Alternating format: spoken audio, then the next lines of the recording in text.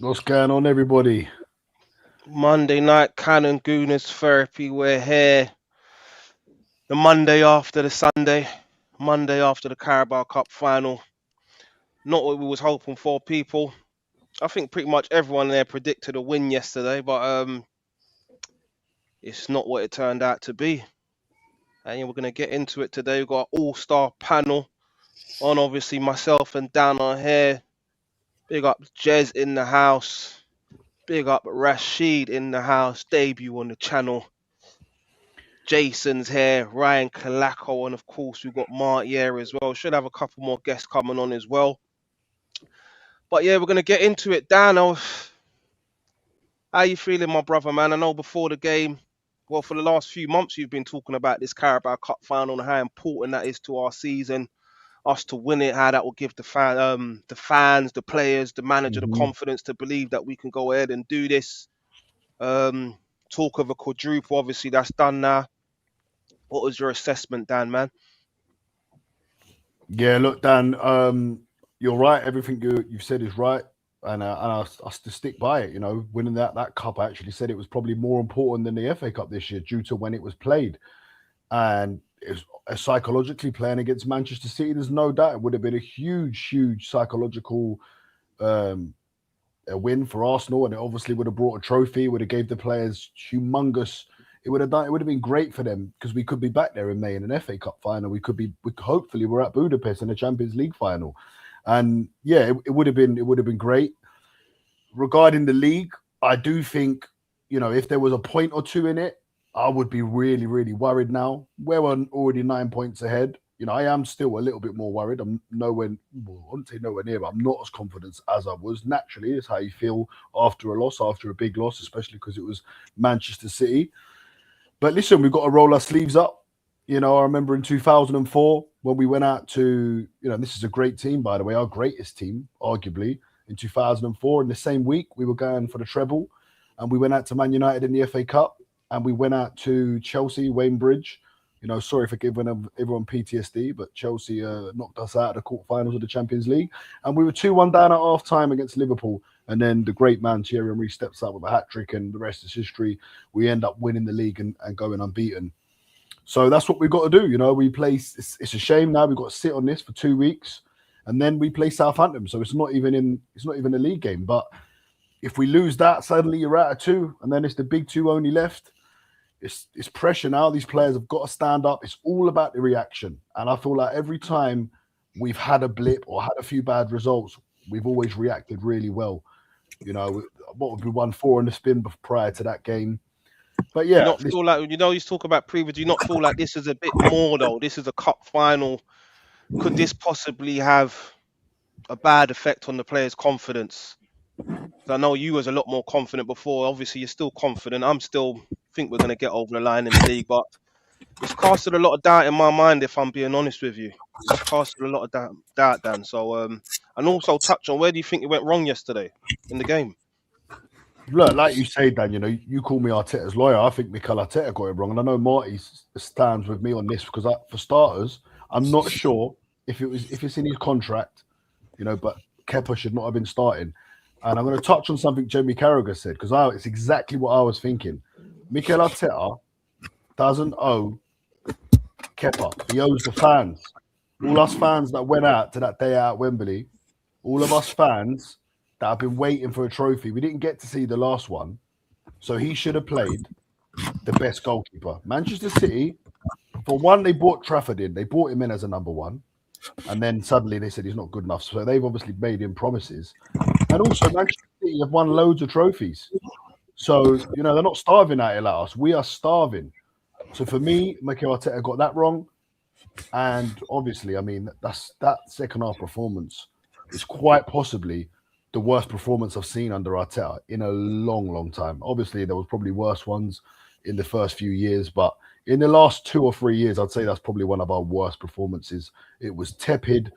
I don't know. The first half, it wasn't as bad. Obviously, Kai Havertz has that chance at the start. If he scores that, different game. Max Baumann, I'm not sure why he doesn't come on. He comes on in the game. I know he's a 16-year-old, but he comes on against Everton instead of Jesus.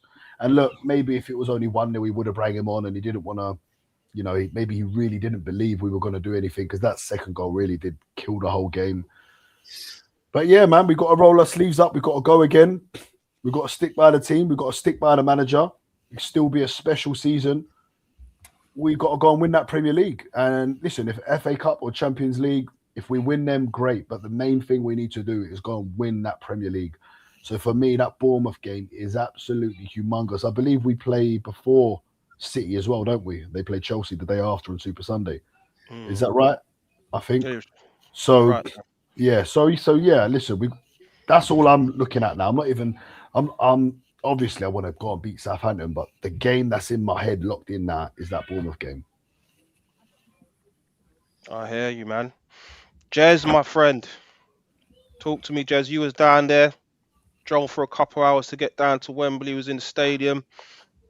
Where did it all go wrong, Jez, man? What's your breakdown? I've seen a lot of people today saying about Raya should have started Kepa. I'm not going to blame Kepa, right? It was a whole team poor performance. Every one of them players was crap. Probably the only decent one that did come on was Calafiori. He'd give it a go, right? Apart from that, I saw nothing. I saw no ambition. In actual fact, I said last night on a stream that I did, that's the 16th cup final I've been to, and it's probably the worst ever in my life. Worse than when we lost to Ipswich, and it's worse than when we lost. What about the last time we played Man City 3-0? It kind of reminded me of that, to be honest. But that was probably a little bit worse. I thought we'd give it a go, but yesterday I saw nothing. I saw no creativity. It was lackluster. It was poor. And what really pissed me off, guys, right? I don't like this situation that we've got Martinelli coming on. He's having a joke on the touchline with a Man City fan, a player. Yeah. I missed that. Savinho. And you're having a laugh with him. Right? What is this about now? You wouldn't have seen bloody Roy Keane and Patrick Vieira doing that. They'd have been slapping each other up. It's not good enough. The whole team setup was poor.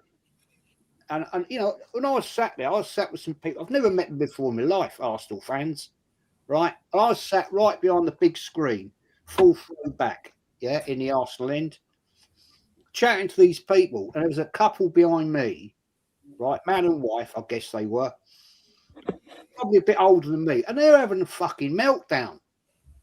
And I turned around, I thought, Christ, you're going to have a heart attack in a minute, mate. And they were going mental.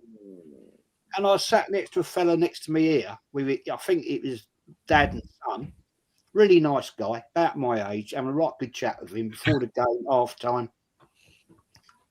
And he was saying, he's been going to Arsenal about the same time as me. He said, this is crap. So I've been paying for my season ticket since about the same time as me, 76. And he said, this is shocking rubbish. And then there's a young lad next to me here who's about 24, something like that. And he said, what is going wrong here? I'm not seeing anything coming from the team. We got stalled in that midfield by Churka and Rodri. Come back. The midfield was terrible, non-existent. Awful, right? And when you've got Churka doing fucking keep me up on the ball, he's taking the piss, man. Yeah. He's taking the bloody piss. I was glad Ben White smashed him after that. Well, yeah, a bit late then, isn't it? Really? You know what I'm saying? He don't mind that reaction. He don't mind it. They're laughing even after that. You wanted it. Yeah. Didn't you see him smiling? You saw the video. Have you not seen it? Who? You was smiling after that tackle. Who was? Turkey. I believe that. I didn't see it, but I believe that. That's exactly what they wanted, man. We didn't turn up. One of the tackles, because he was toying with the whole defense midfield, like he was on smoke. I know there's there's a button on FIFA, isn't it? You could play on FIFA with the whole kick. Yeah, that's what it felt like. You know, do you know what? And also, I need to really address this. Like, everyone keeps saying the first half was all right. Maybe the first 20 minutes, definitely not the whole first half.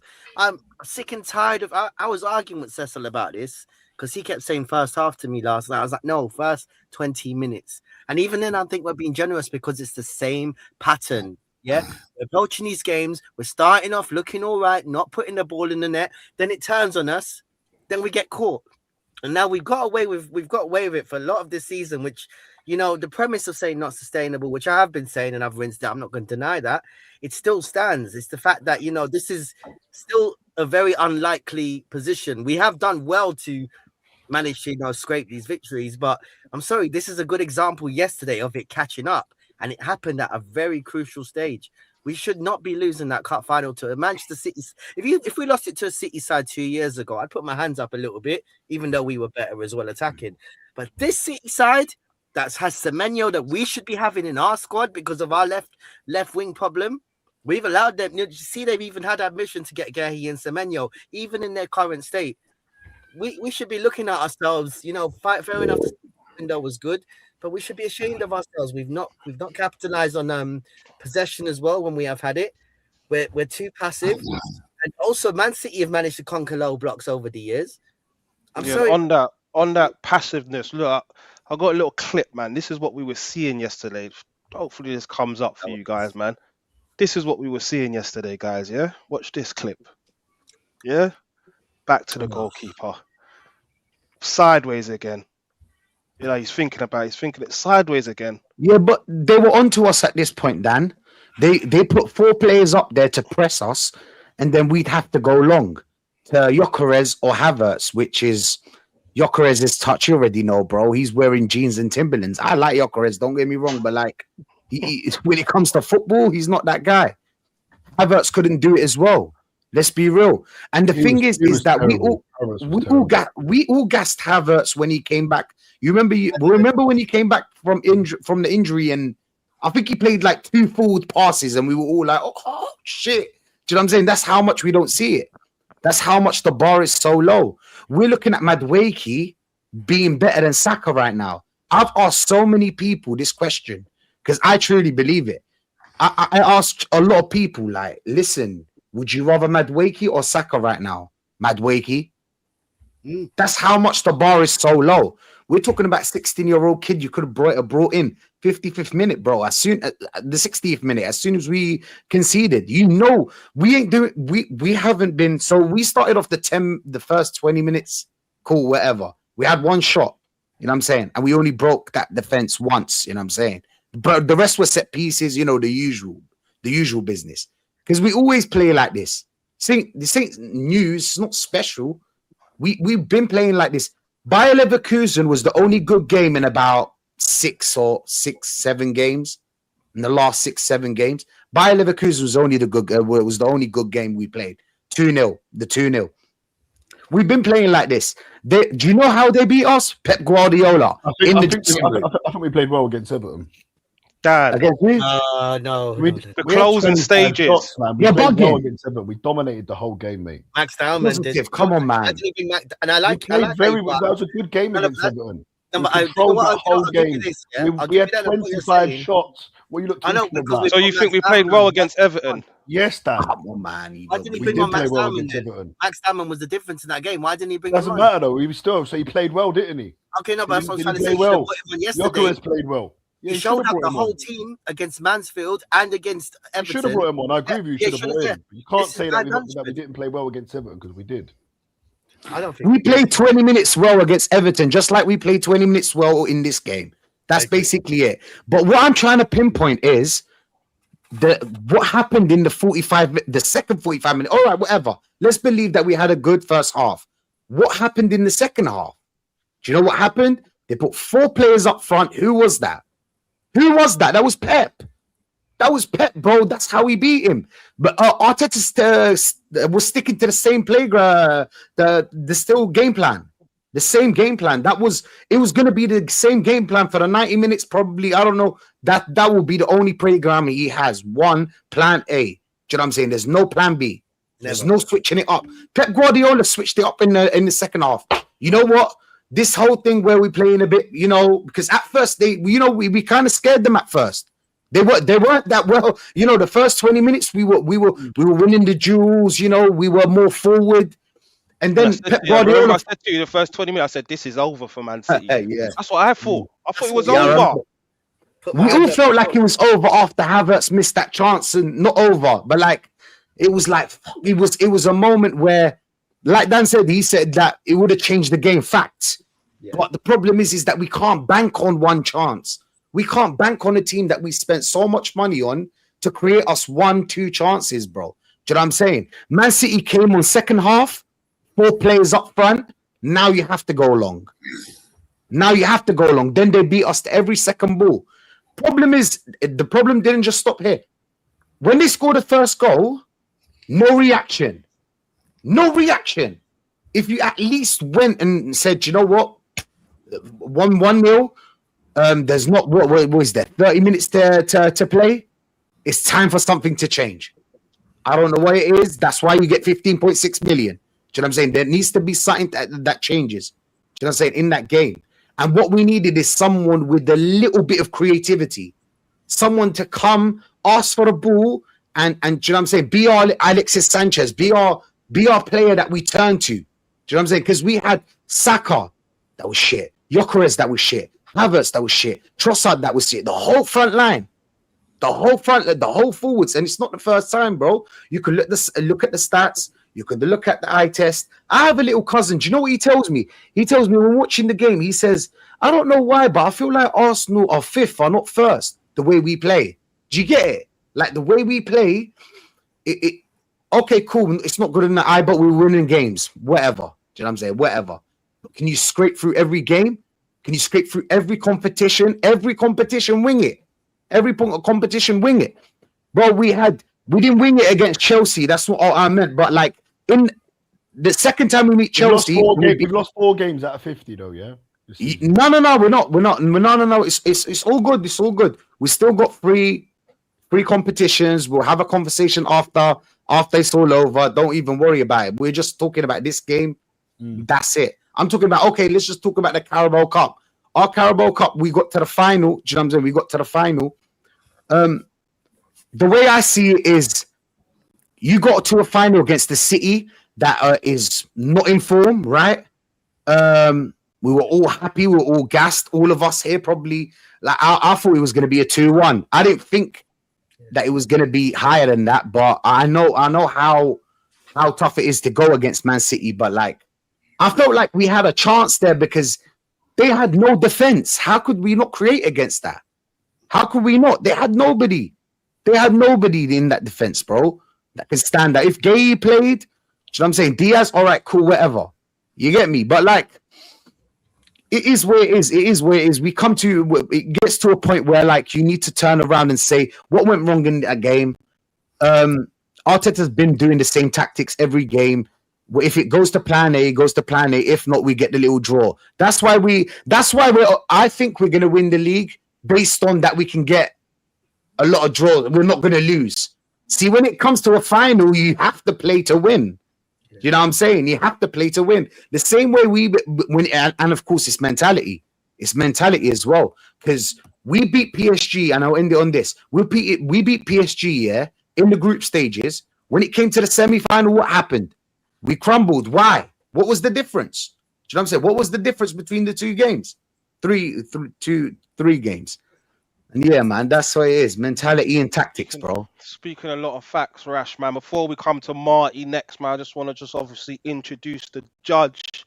The jury, Thank the you for coming on, Lee, man. Big up Lee Judges in the building. Lee Come Judges, massive, man. We appreciate you coming on, Lee, All man. right, everybody, all right?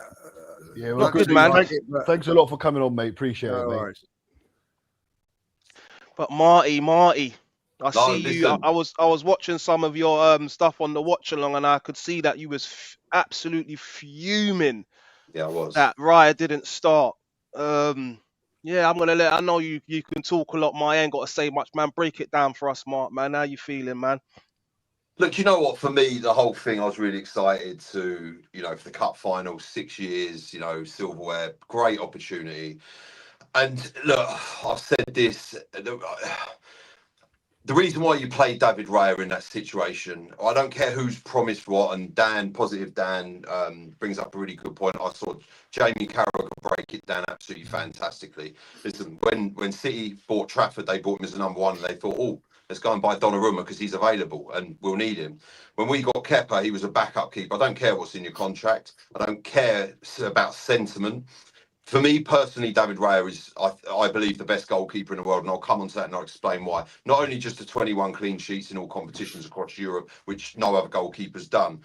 What we saw yesterday was a typical example of why you needed David Raya. One, listen, all goalkeepers make mistakes, and I'm not pinning all this on Kepa. For the booking that he picks up, he's very lucky. One, he could have got sent off. Two, he could have given a penalty away. Or three, that ball could have gone in the back of the net. Luckily, he gets a booking, not a red card, and it's a free kick. But that could have gone horribly wrong. When I watch Raya, like Lee does, and his positioning when we've got the ball down the other end of the pitch is so high that in a situation like that he doesn't let that ball bounce. He controls it. And he distributes it. That's a classic example of the amount of pressure that he brought on the team. Now, there's times when we were 1-0 down or 2-0 down where Kepa's got his foot on the ball, right? What David Raya does differently in that situation is when he's got his foot on the ball, he will then move it closer to you to draw the team in. Kepa can't do that. He's trying to do what David Raya does. And he's one of the best in the business at doing that, okay? Also, his distribution, his short range, mid-range and long-range distribution was nowhere near the quality of Raya. And I'm not saying he hits every ball on the money, because he doesn't, because I've seen him put balls off the pitch, right? And I've seen, like I said, seen him make mistakes. That's a classic example of why we couldn't break through the lines. Now, one of our midfield outlets is Zubimendi. The reason why Kepa couldn't find Zubimendi, and the reason why that transition works so well, is because when you've got a goalkeeper like David Raya, he will make those risky passes, which sometimes you think, oh, and I've sat there at the Emirates and gone, oh, that's a bit, but then Zubimendi collects the ball, he turns on it, and he opens up. Okay, I know he plays backwards and sideways a lot, but then he'll move the ball onto a Declan Rice, or he'll move it out to a Hincapié, or a Ben White Timber, and then obviously you start the build-up play. Kepa is a very good goalkeeper, and I'm not placing all the blame onto just Kepa, but that's the classic example of what we lacked. I've seen Arsenal play. I thought the first half, if I'm honest with you, was a cup final game. Both teams, and people say, oh, we were only for 20 or 30 minutes. I get that. But for me, that first half, both teams were in the game, and it was a proper game of football. It was enjoyable to watch. The first moment, I knew we were going to lose that game. That's why I lost my head, which I don't usually, was when Kepa makes that mistake. The ball is put in the back of the net, and I knew right there and then that game was done. Okay, and then even that, Zubimendi, he's the wrong way round of Nico O'Reilly. He got that completely wrong. On the second goal, listen, for me, Kepa's footing isn't his body position where he is. He's too far over to the left-hand side, he just doesn't judge it and gauge it that well. If we had have won a trophy last season, I get the play Kepa. But when you're talking about 6 years, Yeah. And you've got a goalkeeper of that quality that, like I said, the best of all sat on the bench. It's insane. Now, you could say that about Trafford, right? But they bought Trafford as a number one. And Trafford, in the first 7 minutes, makes an absolutely fantastic triple save. Now, listen, if Trafford, that ball, Havertz puts that in, we could be saying the same thing, or they would be saying the same thing about Trafford. Oh, why did you play? And then we go on to win the game. And I get that narrative.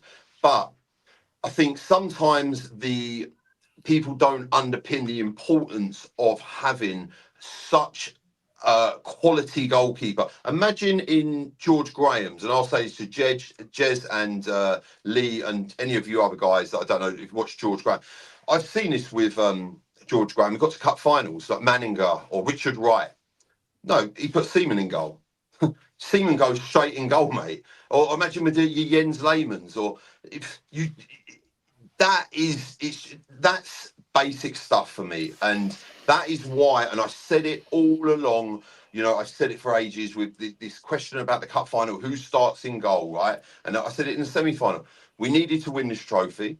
It was important. I wanted to win it. Last time I saw us win it was in '93, and it's not about sentiment. And if Kepa gets the ump and he's unprofessional about it, then he's not the right guy for Arsenal Football Club, because he had an opportunity. Not to cut you off, but like, do you think Pep Guardiola was trying to get into his head by I'll tell you what it is what Pep Guardiola works out very well is this is how Arsenal play. So Arsenal play out from the back. David Raya puts his foot on the ball, moves it around, like I said, right? But Kepa is not as good at doing that. It's like saying that let's say Solanke is a better striker than Haaland. There are things that Haaland can do that Solanke cannot do as a striker. That's just a random example. Kepa is a good goalkeeper, no doubt. At Bournemouth, he was good. I thought he was a great buy as a backup goalkeeper, no doubt. But in this game, it is absolutely criminal to not play David Raya. And I've seen us play out from the back in these situations, right? And break through lines and change it. We were pinned in. Man City were the better side, granted. And also, if we're going on this narrative of we're playing players that have played in League Cups, why you bring, this sort of, that's what you do because they played in the League Cup. So why are you bringing Madueke on instead of Dowman? Because if that's what we're doing, surely Dowman needs a game because he's played in League Cup games and he's a League Cup, or FA Cup player, as it were. So, and what we saw against Everton, and people say, oh, pin the hopes on a 16-year-old. I don't care whether he's 10 years old, whether he's 46 years old or whatever. But what I saw in that Everton game, that guy has the ability to change a game where you need it to. Now, that for me was the option we had. Gabriel Jesus did nothing. Madueke, listen, you're picking up the ball. There was that time the ball comes over to him on the touchline and he miscontrols it and it goes out for a throw. Oh, mate, that was so bad. Yeah, but I'll tell you what, honestly, does Max Dowman do that? I don't believe he does. He is an uncharted territory player in the way that no one really, you can watch him in youth games, but he plays in the 10. But playing on the right-hand side for Arsenal, there's only so much research you can do on this lad. But he plays without fear. And every time he gets the ball, he doesn't lose it. He wants to move it forward. He influences games. And like that Everton game, without him on the pitch, we don't win that game. Madueke, for me, was poor. It was the wrong substitution. And we were just the only two players in that game that walked away from that game for me with any credit is Gabriel and Saliba. And they were, they did what they had to do. It's as simple as that. Marty, for so me, what you're saying, I know you went on to Kepa. That's the main reason that you're giving, but big up Delu Daguno. What he's saying is Kepa was shit for that mistake, but it's not why we lost, Marty. So is there a lot of other factors? I think it is why we lost, though, because ultimately, once that goal went in, the game was done. What I'm saying is, when a goalkeeper makes a mistake like that in any game, if you're 2-3-0 up and your goalkeeper makes a mistake, we saw it with Sanchez on Saturday. Good example against Everton. Within I think 15 minutes, miscontrols the ball. It sets the tone for the game. Now, what Pep did very well is he read that Arsenal was still going to try and play the way they play with David Raya, but you've got Kepa in goal, and he's just listen.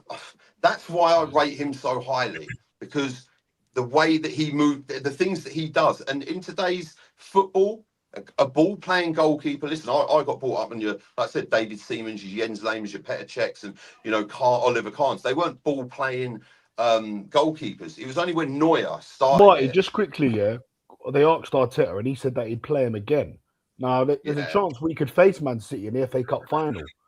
If we face Man City in the FA Cup final, if you're going to do that again, right? The definition of insanity is making a mistake and repeating that same mistake again. Kepa's got us that final, and Kepa will get you to a final, right? But when you're in a final, right, there's levels. You're not playing Burnley, or you're not playing Charlton, or whatever, County Durham or whatever. You're playing Man City, a side that have been there and done it. You need your best players on the pitch, and that for me is an absolute no-brainer.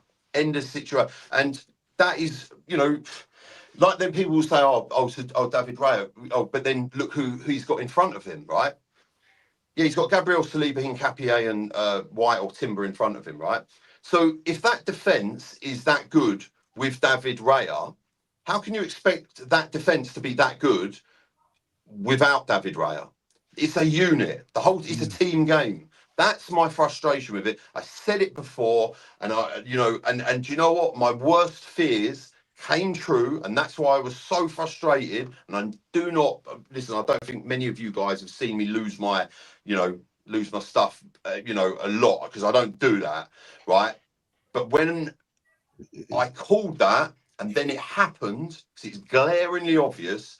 It was just like, and I didn't want to see that happen, because I didn't. I wanted Kepa to have a worldie, and I wanted to win the game, right? But that's why I said it for ages. And this is why I banged on about how good David Raya is. And everyone's like, oh yeah, he's a huge factor as to why we are in the league, Champions League. And I think he gets underestimated. Well, he did when he came to the club. Everyone was like, oh, Ramsdale. Ramsdale was Kepa, I think's better than Ramsdale. And that's my honest opinion. I think he is.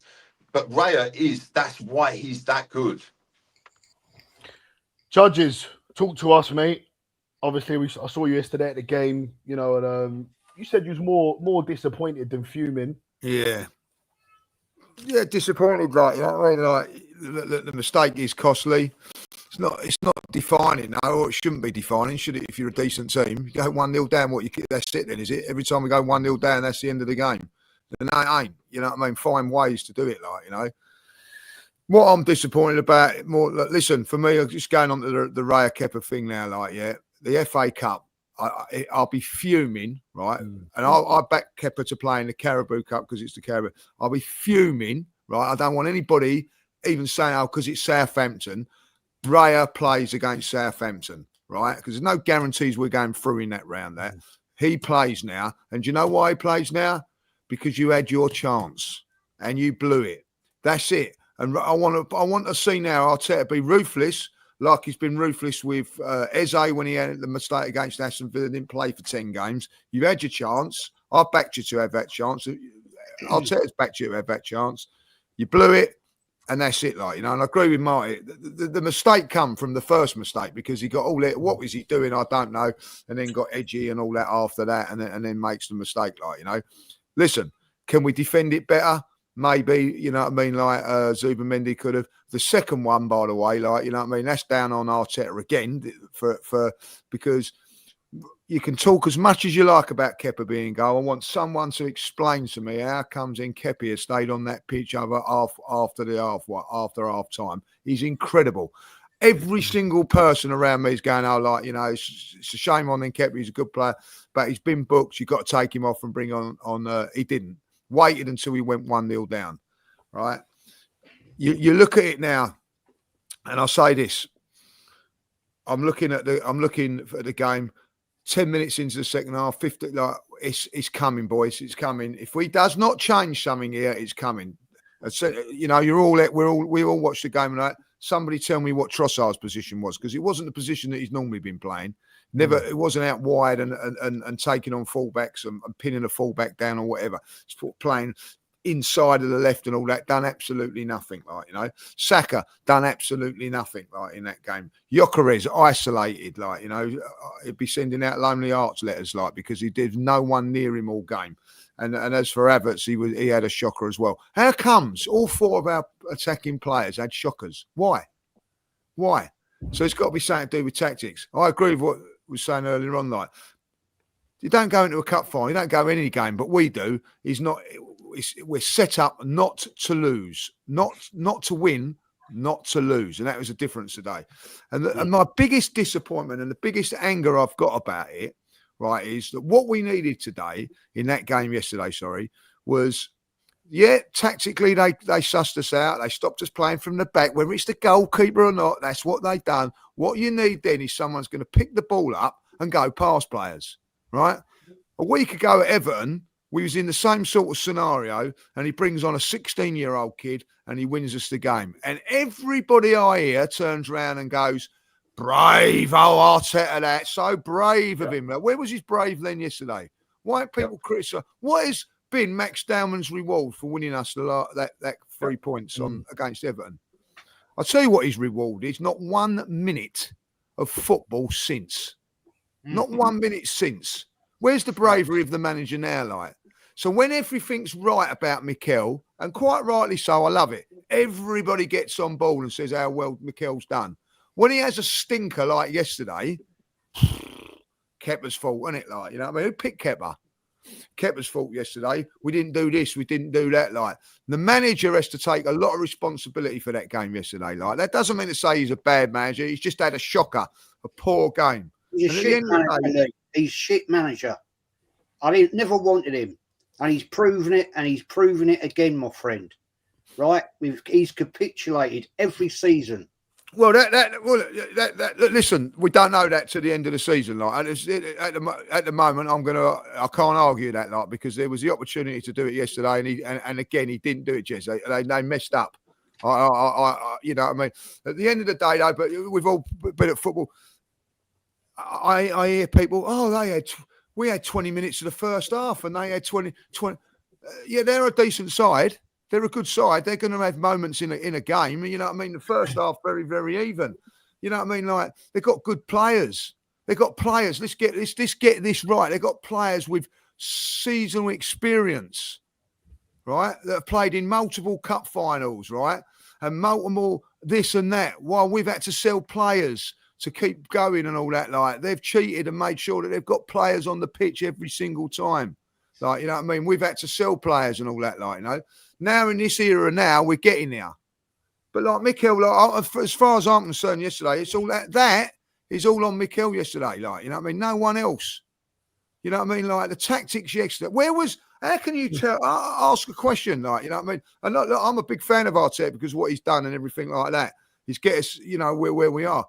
How has Trossard, I'll ask the question, how has Trossard stayed on that pitch for 81 minutes? And Saka as well. How has Saka played on that pitch? Because Martinelli and Trossard are the same. It's the bar is so low. I said it before you came on. Saka and Madueke, same level. Both of them are same level. Let's be real here. Yeah. Let's be real here. There's nothing's going to change. If you put on Martinelli, you get more pace, but less control. You put on Trossard, it's more control, less pace. So we keep going forward with this. Saka wants ball to feet, always cuts onto the left. Everybody's sussed him out. It is what it is. You love him or not. We're talking about right now. Madueke takes on the player, skies the shot. I don't know what he does. Do you get me? Like, it's just the same. Yeah. Can't argue it. What I have to say, though, is, you know, listen, I've heard Ryan at the start there say that, you know, we can't lose to Man City, not this Man City, you know. It's still Man City. They're still Manchester City. They've still got Guardiola, the best manager. But we are supposed to be the Arsenal history. Listen. No, let me take you back to 2017. Chelsea won the league that year with 95 points. You like going back in it, Dan? We beat them in the FA Cup final with Mertesacker and Rob Holding. And we're a better team than them. Like, a final, you can lose on the day. No, I hear that. But Dan, I'm not disagreeing. And it has happened. But Dan, I'm reaction. Like, it's all about the reaction. It's the same. All about how we react. If we react and go and beat Southampton, go and beat Bournemouth, and keep winning our league games and we win that Premier League, then Jez, you can't sit there and say he's a shit manager if he wins Arsenal their first Premier League title in 22 years. And what people are doing that, if he wins the Premier League, you can't say that, can you? I can. Yeah, but we're talking about the future, Dan. Yesterday, Dan, yesterday you was shit. Can you say that? I've said already. I've said already. I put it all on Arteta. I've said before. I'll put it on Arteta. FA Cup, he's capitulated every single year. If he wins the Premier League, you can't turn around and then say he's a shit. He ain't won it yet. Yeah, I said if. The way things are going, I'll be surprised if he does. I won't lie. Yeah. Do you know what I say on that, right? I would love to have heard that half-time team talk, because from where I was sort of watching, it looked like all the players went into the dressing room and Arteta went to the Kazi or something and had a turnout, and then just came back out and then went, "Go on, guys, jump back on the pitch. See what we can do." Do you know what I mean? You didn't have to first time those, Marty, the season. Right, do you know what the thing is I have seen a lot of times us play like we played in the second half in the first half, and then in the second half we go and turn it on and blow teams away. What I saw, and listen, I don't slander I don't slander anyone, and I'm not. Arteta made the decisions. The first key decision he got wrong was sticking that guy in goal. I'm not blaming the whole game on Kepa. Then the next key decision: why was Trossard on that pitch after 55, 60 minutes tops? Why was Max Dowman not on that pitch? Right? Why? I mean, what's happened to Eze? I mean, what explanation? Why was Hincapié? So the second Hincapié gets booked, right? Like Lee said, different player. Get Calafiori on. We know what this guy can do. You've got guys on the bench. Get it done. Like, make the relevant changes. And I didn't see that yesterday. And that one is 100%. It's on the manager, because that was one game that you had to go and win. And do you know what? I don't think it's rocket science. I don't think you're going to go and smash this City team, but we could have won that game. And we're all sitting here talking about very similar points. Your Max Dowman's, how we, etc. All of those points. It was quite straightforward, and that's it. That's what cost us, and that's what's disappointing. Marty, do you know why he didn't put on Calafiori? Because he was worried at first. Do you know what I'm saying? Calafiori can help you up front. He was worried that he's gonna leave those spaces open. That's the only really logical way to think about it, because it's going to be tough, especially on a yellow card. You've got Turkey from that side. You've got Semenyo from that side. A red card is bound to happen. So Hincapié is going to pull out a lot of tackles. Why leave it so late? Because what I've seen with Arteta at other times, he's changed. Last time we played we played City in the league, he made the subs at half time. He brings on Eze and Martinelli, changes the game. Was it the occasion that got too much for him, Mike? Was it the occasion? No, just quickly, Dan, guys, smash those likes, man. We got 40. I think 40 of you watching, only 20 likes. So come on, guys. 170 on Jez's as well. It's not for me. It ain't the occasion, because I'll tell you what. Because we've played Bayern Munich in the Champions League and absolutely ironed them out. So it's not the occasion, right? It's not the occasion. It's making decisions. Like I said this for ages, and everyone was like, "Oh no, so you've got to stick with Kepa." And I said it, and it's so obvious. And I'm not blaming it all on him. But you're in a cup final. You've got to win one game. I don't care about the guy's feelings. I care about my feelings, and I care about the supporters and Arsenal as a football club. Because you know what? Kepa ain't going to be here forever. But I will always support Arsenal. I will support Arsenal forever. And that's the point. Like, it's just obvious mistakes. The frustration I get, if it was like, do you know what? The City were good. That City were good. But it was just we could have won that game. That's the point. That's what's. Do you know what the difference is? We didn't win the game, right? That's my point. Is this right? How much longer have we got to go through this? Right, a lot of us here have been supporting this club for a very, very, very long time. This year, I'll be 58 years of supporting this bloody football club, right? And I'm getting pretty pissed off of seeing this year in, year out with this manager, right? You do not go to a cup final to play for a draw. Does he not realise you have to go and win? This manager is not good enough. He's a coward. I agree. Fact for you here. We had 37% possession by 94 minutes of the whole game. How can you go to a cup final and have 37% possession? That has got to tell you something. This manager hasn't got a clue what he's doing. When he And was, I'll tell you 17% of that was probably when Kepa had his foot on the ball. I'm not disagreeing with that point, but at the end of the day, the man's got no direction. He's sitting there stood there rather like this. He doesn't know what to do, and that's not the first time I've seen him do it at games. It's not good enough. Jason, we're going to come to Jason now. We ain't heard from Jason. Same question, Jason. And do you think, because I've spoken to quite a lot of Arsenal fans, and now the narrative is, nah, the league's done. We're going to win the league. This won't be the start of a collapse, but it might be. We don't know. It could go either way right now. Do you think that this may be the start of a collapse and this has hurt the team mentally, the manager mentally? The nervousness is going to start creeping into the fan base now. How are you feeling, Jason, mate? No, I think there are a few things for me. I think that the international break has probably come at the right time. I think then coming back and going into the FA Cup as again will probably also come at the right time. And then when we go back into the league phase in a couple of weeks, we play before City. Now, what happened yesterday puts massive onus or even more emphasis on that game at Bournemouth. It was a big game anyway. I'm like positive Dan. I thought that yesterday was and should have been the catapult that then just pushed us through and past and through the rest of the season. And we didn't see it. And you know, I've listened to everyone. And I think there's been some really good points. I think what we saw yesterday was was I suppose the nature of finals. And form kind of goes out the window. It's a bit like derbies. I mean, in the last 10, 15 years, we've seen Palace, Wigan and Birmingham win finals that they had no right to go and win when you look at the sides that they were up against. But they turned up on the day. They stuck to their game plan. They had faith. They had belief. They went out. They thought they could do it, and they went out and did it. Two of those sides are languishing in League One or wherever it is that they are now. But on that day, they thought, on that day, they did what they needed to do. Yes, I think Raya should have started, but I wasn't absolutely angry that Kepa started. Obviously, we spoke a little bit about the press, and I'm sure we'll talk about that a bit more.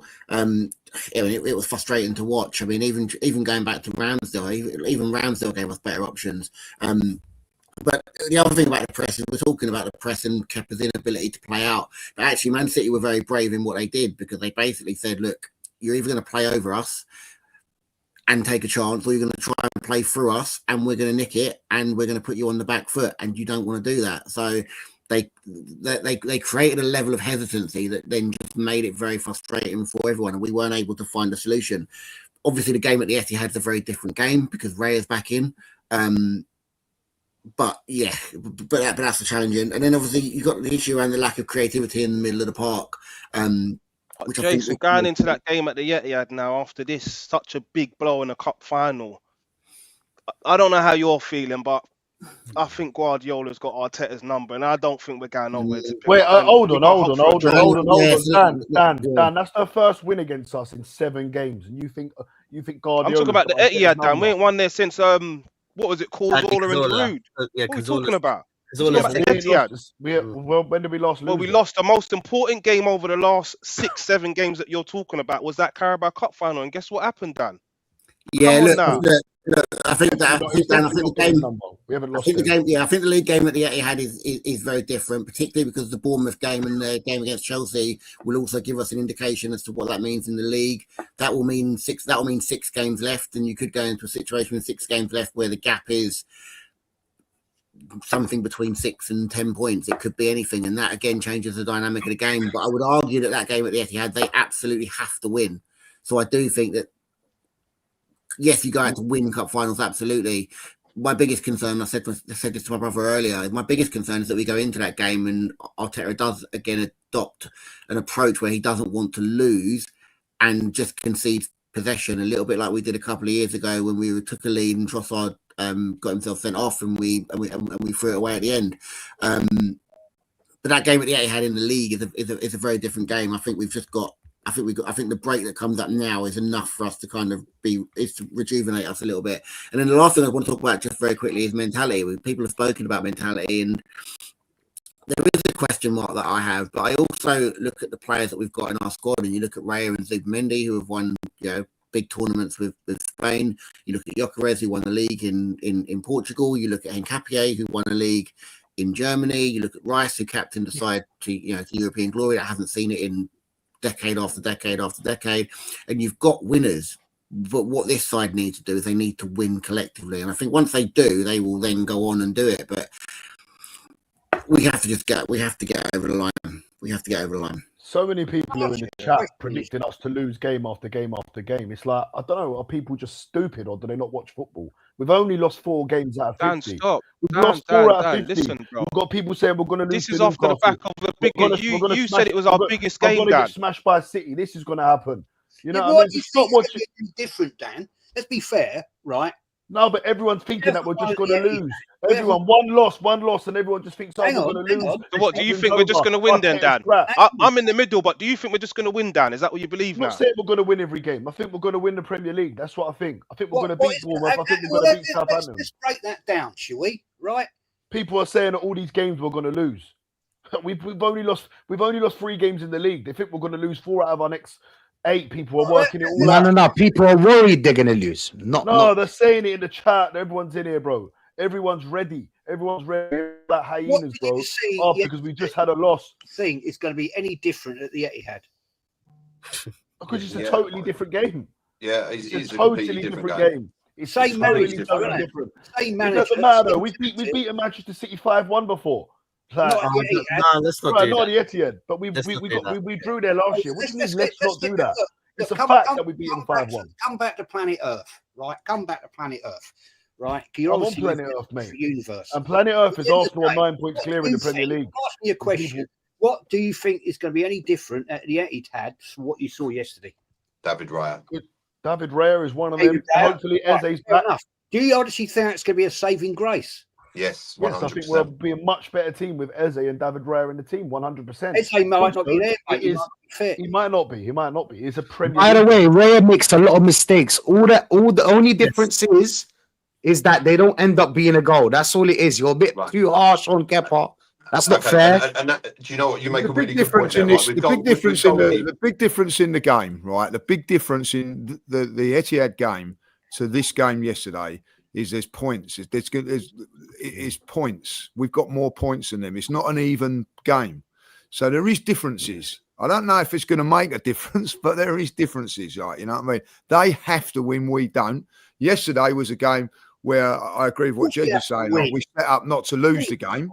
So instead of going in to win it, Arteta has to set up not to lose that game. I know we want to win the game, but like the worst scenario for us is that we come out with that with a draw. Yeah, Lee, you're saying that, but we've seen this time and time again. How many times have we got away with it setting up like this? We've great results. Ryan, I totally agree with you. We're on the same page on that. Like, he's got to. I said that today. He has got to change this attitude. You've got attacking players. Can use them. The whole season he hasn't. Let's be honest with ourselves. Yeah, because I think like there is because of what's happening. It's about getting over the line, like, you know what I mean. Yeah, but from the first game, Lee, we're talking about Manchester United at Old Trafford. We started seeing this at Anfield. They didn't even have a right back. They put Szoboszlai there because of Conor Bradley injured and Jeremy Frimpong, and we still saw that passive football. In fairness, look, the not sustainable thing did start like that. We say, look, you can't play a whole season like that. We've managed to scam our way here, but this is not going to go on forever. We can't scam your way. Come on, you scammed our way.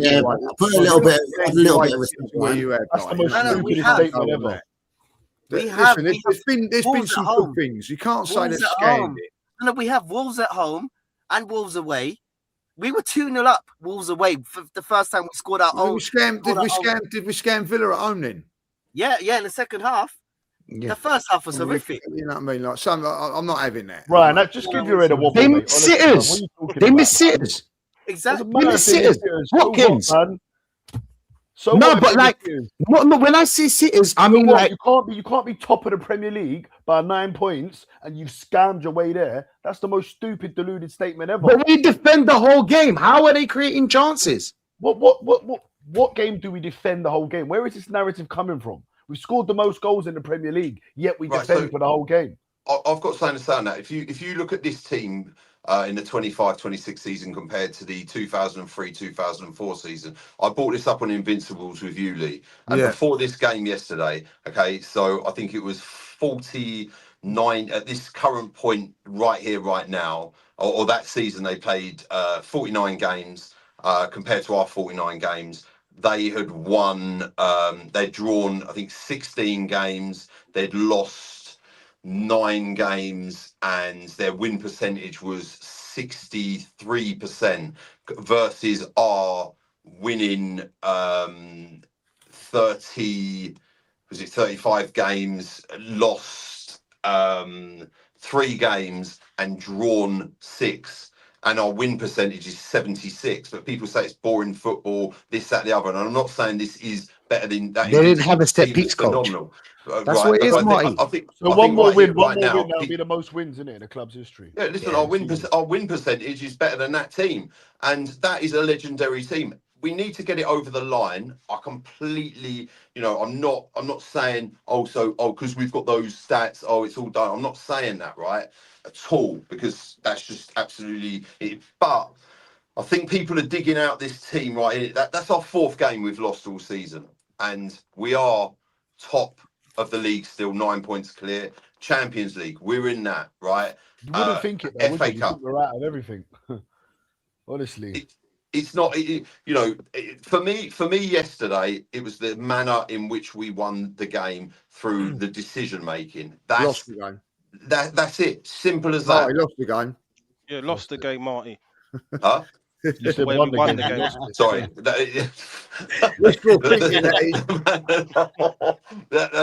That's what it's done to me. That's what it's done to me. Honestly, I can't get over that decision. And Lee, I remember having this conversations with you on the Invincibles, right? And we were talking about it, and I was like, and I hate to be right on it. Like I've said before, that for me was just absolute suicide in the way that Arteta, his career this season, I believe, is on the line because he needs to get silverware. He's been given the funds to build the team. He's got the players that he wanted. He's built this tremendous squad. If you end up empty-handed this season after being 9 points clear now in the Champions League and this stage of the FA Cup, man, that will be if I'm honest with you, that will be a huge bowl job. 100%. It will, 100%. And That'll be the nail in his coffin if he does I want to that. I'm going to go to Lee. I want to ask Lee on this first, and then everyone can have their say. But what is going on with Bukayo Saka? Because even me is trying to be positive as a fan and backing Bukayo Saka. We all know he's been on this journey longer than any player at the club.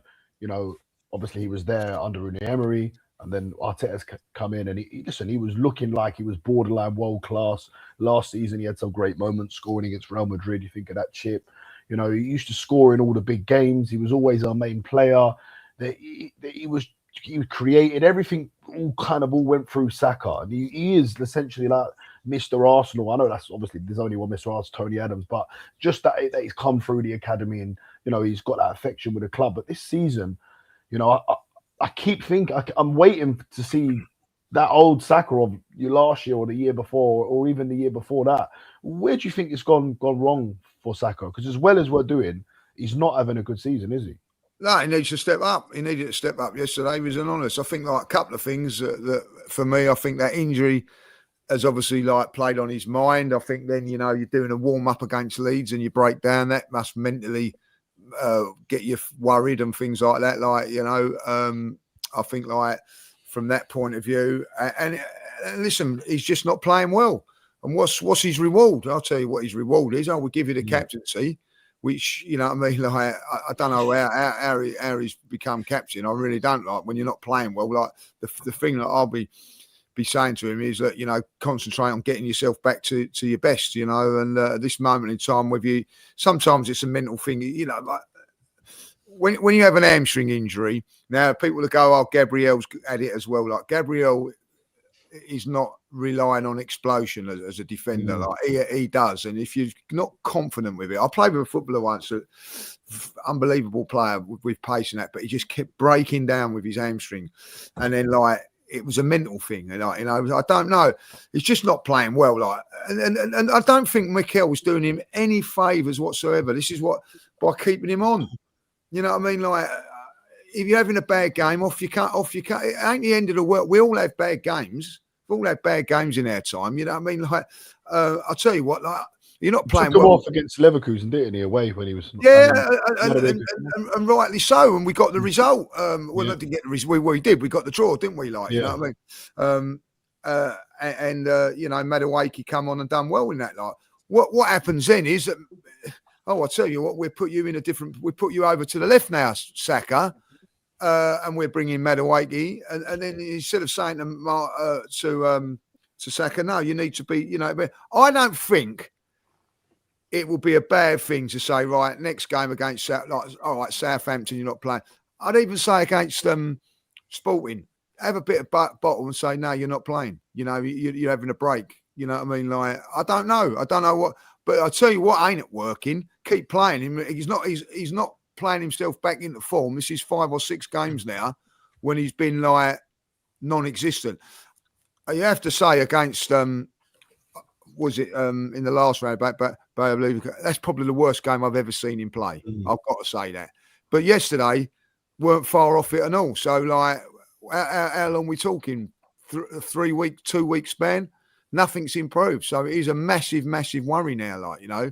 And I'm sorry, like, you know what I mean? You can't have your captain. We're producing performances like that. We've had enough of them from Odegaard at times, like, you know. I will take the captaincy away from him, but ridiculous giving it to him in the first place. Because if anybody tells me that Saka is the best player, I'll argue that Saka's our best player. But to say he wouldn't even be in my 5th choice as captain in that team. Yeah. I agree with that. Agree with that. Agree. Shouldn't be. But do you know what it is with Saka? Yeah, it's I used to think it was the system, but it's not. Every time Max Dowman plays, balls out. Every time Madueke plays, I'm not going to say balls out, but plays better than Saka. So I don't think really it's a system. I feel like the injuries lost him at a yard of pace. Yeah, and he's been found out. He used to use that little bit of explosivity and guarding the ball. Used to find a little bit of space to run into. Now he can't because we have so many players committed to defending, him included. And by the time we carry the ball up front, there's not a lot of options. Do you know what I'm saying? There's not a lot of options. And Saka hasn't been playing well for what, 2 seasons now? I don't feel like it's the last 5 games. He hasn't played. So he started off well, obviously with the 15. Let's say the 15 goals. I don't feel like it was borderline world class, but he was very good. But then he started, do you know what I'm saying? He started to drop and he started to drop off. And we kept on believing in him, giving him more games. Do you know what I'm saying? Giving him more games. And then we can't see any improvement. So us even giving him the free, I know why they gave him the 300K. He's the face of the club. Everybody loves him. You know what I'm saying? He's a marketing scheme. Do you know what I'm saying? He's a market. That's what he is. So, but what I don't understand is that why did you need to give him 300K and probably a contract where it says he has to play 80 or 90% of the games? Do you know what I'm saying? Because if it's not the contract, it can't be for tactical reasons. You can't sell it to me that we're playing Saka for tactical reasons. We're playing Saka to bring this to our most game. of the fan base, when you go into a pre-match, they all pick Saka, bro. They're all still holding on. They're not looking at what they're seeing in their face. They're hoping that they just love a story. He's from the ends and shit. That's what it is. They just love a story. Do you get me? Like they love a story. I understand why there's so much love for the kid because he's one of ours. Obviously, I wanted him to make it. Do you know what I'm saying? I wanted him to make it as well as I'm sure everybody here wanted him to. I'm sure everybody in the comments wanted him to. Even the ones that are cussing him right now, they wanted him to make it at one point. Do you know what I'm saying? He was our star boy. I remember people were saying no to Mbappe plus money. They were saying no. Do you get what I'm trying to say? That's how much people believed in him. Do you get me? So I don't think it's for tactical reasons. For what tactical reason is Saka playing apart from defending, which is one of our biggest problems now in what's affecting our creativity? How many players we commit to defending? We only got even Gyökeres is committed to defending. Do you know what I'm saying? It's all good and well, but we need to find a way. Do you know what I'm saying? Where we can use this player that was once there, bro. Hopefully he comes back. I don't know, man. Me personally, I think he's gone. I think he needs to change. You know, Rafinha, yeah? Rafinha was right wing for Barcelona. And then when Lamine Yamal started balling out, you know, Hansi Flick was looking probably and he was like, listen, you got to find somewhere else. But they did find a place for him. They put him on the left and then he became their GA man. Do you know what I'm saying? Even though Rafinha is a baller, don't get me wrong, but like, he became that guy. He became the left winger. Maybe Saka will be better on the left wing. Maybe Saka will be better, I don't know, as a left back in the midfield somewhere else apart from that right wing, bro. He's been found out too much. Jez, I want to come to you, Jez, because you know, in recent shows you've been on. Listen, you just lost the final. We're all pissed off. I get it, but in recent shows you have been a little bit more positive. You've backed us to go and win the Premier League. You've gone as far to say if we win a Premier League and a Champions League, Arteta gets a statue. You'll hold your hands up. You say you've got it wrong. We're 7 games to go in the Premier League now. We're 9 points clear. However, Man City do have a game in hand, and we have to go to the Etihad. By the sounds of it, you're expecting us to lose that game. How do you see these next 7 games going in the Premier League? And do you think we will still win the Premier League?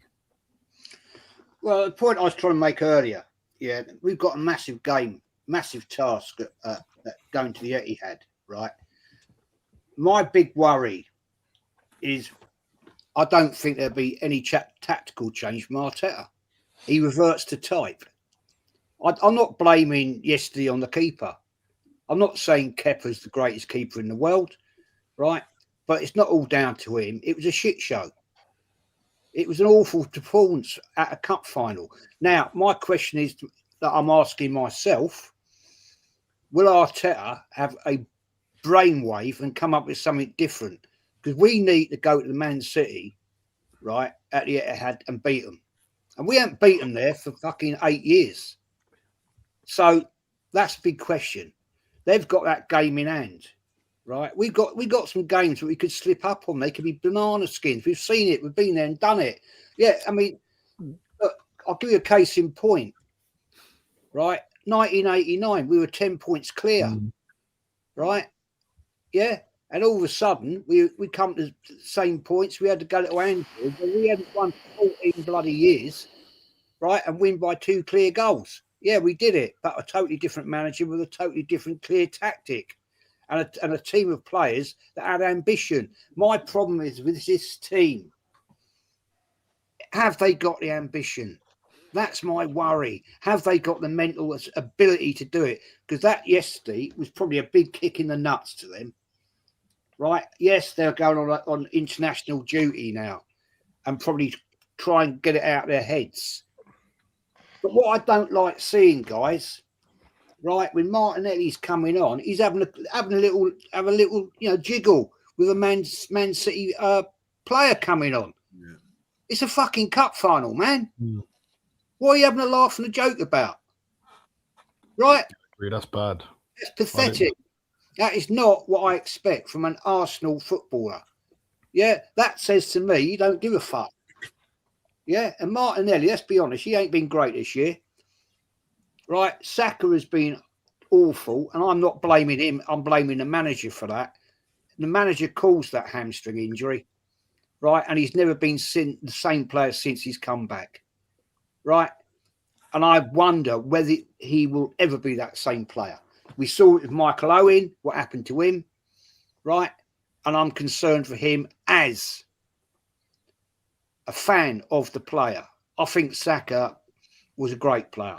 Right now, I think he's dog shit. He needs a rest. He needs to be taken out of the game. Yeah. Lee said it, right? Why reward him with the captaincy? He doesn't deserve it. I would have rather seen Gabriel have it permanently or Declan Rice.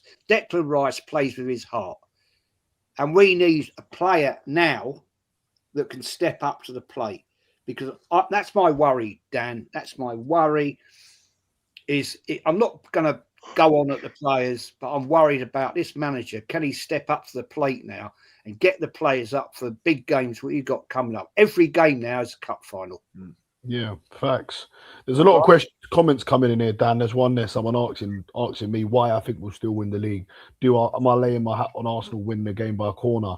No, I'm not. But if we win every game by a corner, I'll be over the moon. I'll be happy as long as we win the Premier League. The reason why I think we'll win it is because I think we're the best team in England. And because there's 7 games left and we're 9 points clear. We're in a really strong position.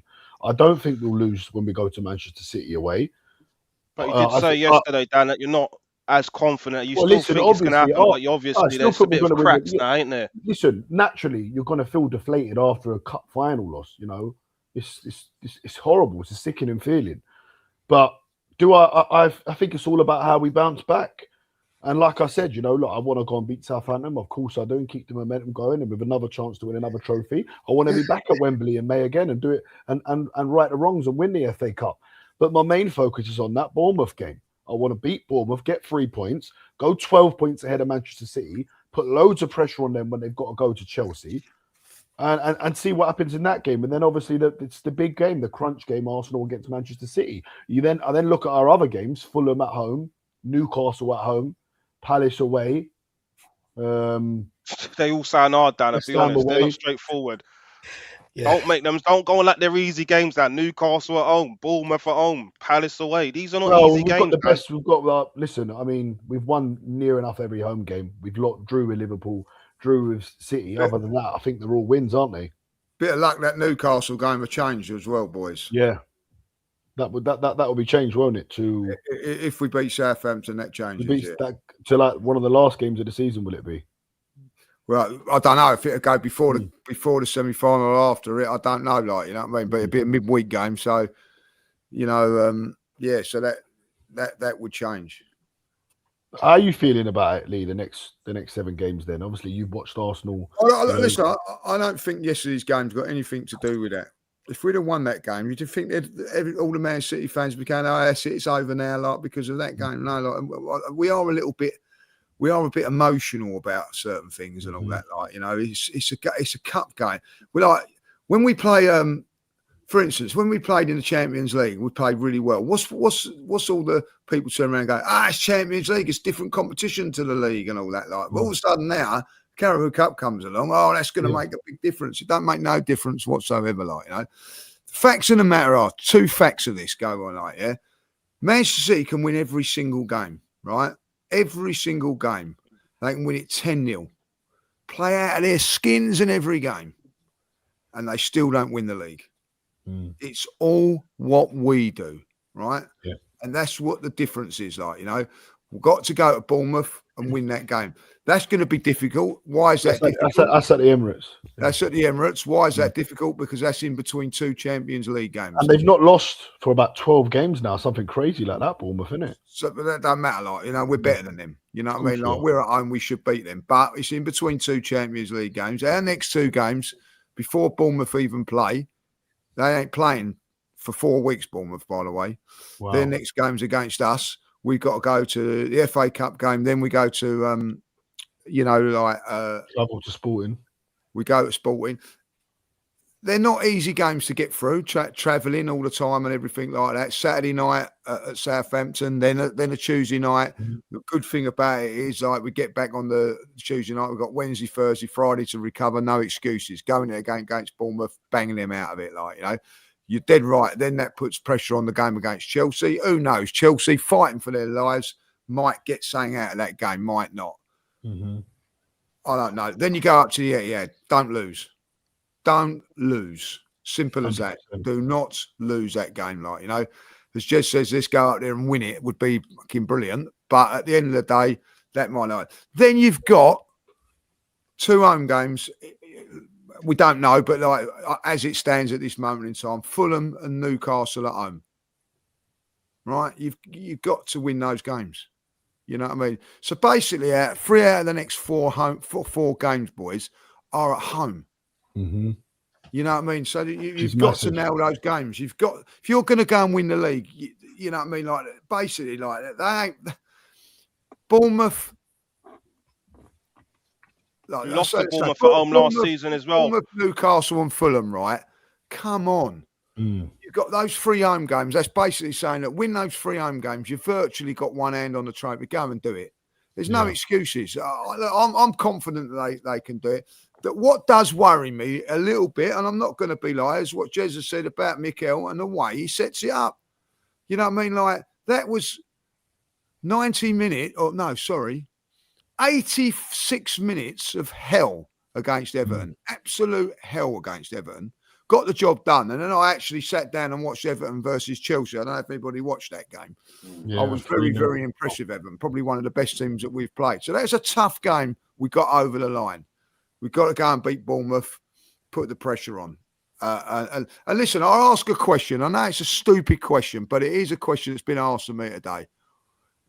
God comes down here and he says, you can win today the Carabao Cup or you can win at the Etihad. Which one do you want? Now, I know we all want both. That's what I said. Like, but what would you say? Before that game yesterday, I'd have said, I want to win at the Etihad. That would have been the bigger one for me. But that's still on, boys, isn't it? Go there and win that game, like, you know. That's how I'm going to try and be as positive as I possibly can, like, you know. And the other thing is, when you're going about this Carabao Cup, I ask every one of you this individual, like, and be honest. If God come down and said to you, you can win today the Carabao Cup, and you ain't going to win nothing else, you going to be happy with that? No.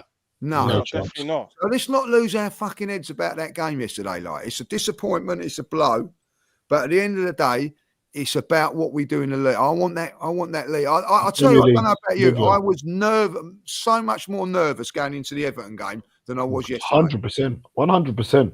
I said it. People are laughing at me for saying. Because I'll tell you what, 2 things that fucked me off yesterday, right? Them fans coming out of that stadium singing second again, those cheating horrible lot, right? That winds me up. And that Shirky, after 70 minutes doing kick-ups. Violation. Right. If we'd have done that, would have been all hell broke loose. Martin Odegaard put a camera out after we won a game and got slagged off. I've not seen one comment about that today. I want to go out. I want to walk out of the Etihad and I want to get a ball and do keepy-ups. That's what I want to do. The thing is, Lee, I wanted that cup yesterday, right? Because it's been 33 sodding years. Yeah, I'm with you. We lost. That cup's not good to us, is it? We've lost 7 finals in that cup. Record. But go on. You know what I mean? I mean, the thing is, that bit of silverware, as small as it is, because I see people commenting on it, well, it's only a little cup. Well, who gives a shit how big it is? You know what I mean? It could be as big as my bloody phone. I don't care, right? But at the end of the day, it gives a winning mentality. My worry is, Lee, right? All the games that you've been to in your lifetime, are you a lifelong Arsenal fan, right? My concern here right now is that could have a big effect on the team in their, like, doubt comes in. Yeah. Right. And I'm thinking, we didn't know that. We don't need that. Right. If that team, Arsenal, had won that yesterday, they'd have been walking out today on cloud 10. Right. And they'd been like, fuck it, we've done it. We've won. Now, but also, crazy fact, isn't it? Right. Kepa in goal. And I'm not putting all the blame on him. That's the 7th cup final he's lost at Wembley. So what the fuck was it? What was the mentality of Arteta? Right, these sort of little things can affect things, right? Maybe the occasion was too big for Kepa at a cup final. I don't know. Personally, for me, if I was the manager, I'd have shown a pair of balls and said, "Nah, sorry, Kepa. Well done, you got us here, but we've got to put our number 1 in."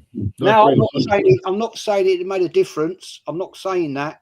Right, because I think the whole team was shit, but it could have made a little bit of difference.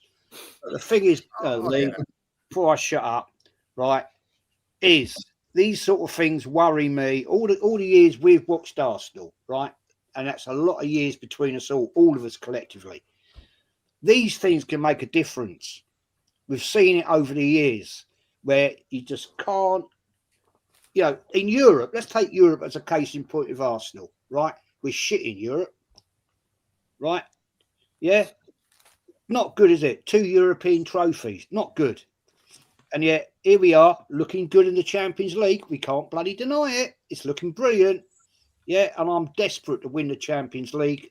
Never seen it. Been close in 2006, and that was the end of it. But right now, I'm thinking, with this manager, can he do it? I'm worried about it, man. I seriously. It could still be our greatest season ever. If we were to win a Premier League and Champions League. I'm not denying it, Dan. I'm not denying it. I want it. You're right. And if he was to do that, I said to you, and quote me, right? I did say to you, right, on your show, right here, right now, right? If he was to win a Premier League, yeah, and a Champions League this season, give the man a statue. Let's hope he does it. I'll be honest, man. I'll be honest, because I don't like it. We all. That's the great thing, Jez, isn't it? Like, you know what I mean? There's people that want don't like Arteta and whatever, but ultimately we want to be proven wrong, or right, or whatever way we want Arsenal to win. You know what I mean? Like, at the end of the day, ultimately that's all we want. We want. There's different ways of winning it. We all want it to be perfect and everything like that. But listen, 89, we was, give us our best ever moment. But my God, we blew it. I'll tell you what, if the internet was about now, that would be like unreal, But we got there and we got over the line. I don't know how, but we did. You know what I mean? And that's what you just got to believe in the players, believe in the team. But I agree with you, Jez. It would have been a lot better if we'd have won that fucking thing yesterday. I agree. Guys, smash the likes, man. 55 of you watching over here on our channel for only 32. So smash those likes for us, people. Ryan, I want to come to you, man, Mr. Sustainable, my bro. I don't know how you're feeling. I know we've got positive Dan, Marty, Jason. I know how they're feeling, but I'm nervous, my brother. I'll be honest with you. I'm nervous, man. And I think the only saving grace for us is that Man City, how inconsistent they've been. I don't fancy them against Chelsea on that Sunday, I'll be honest. I think that's the only thing that's going to save us. I don't think it's going to be us wiping the floor with Bournemouth, but I don't think it's going to be that. I think there's going to be a draw or loss in there somewhere. I think it might be Man City that hand us the title. How are you feeling? What are you thinking, man? No, do you know what? I actually completely agree with you. As it's come over the last few weeks, the reason why I think Arsenal will get this over the line will be out of our hands. It's just City are so bad, which is another reason why I was mildly confident going into the Carabao Cup final yesterday. I was thinking, and that first 20 minutes made me think it. I was like, you know what? I just don't trust City. Now, just in this whole season, City have been like they've from a football point of view, they've let themselves down, let everyone down. Everyone's expecting them to come back. Haaland's not been in form, But this, at the same time, the way we're playing, we're our own worst enemy. I think we will get it over the line. But this is like, and I don't like to say it like the Leicester City season, because Leicester City were the first team 5,000 to 1 to go down. But similarly, we'll get this over the line. If we got it over the line in 2016, that was Wenger finishing second in a 2-horse race between Leicester and Spurs.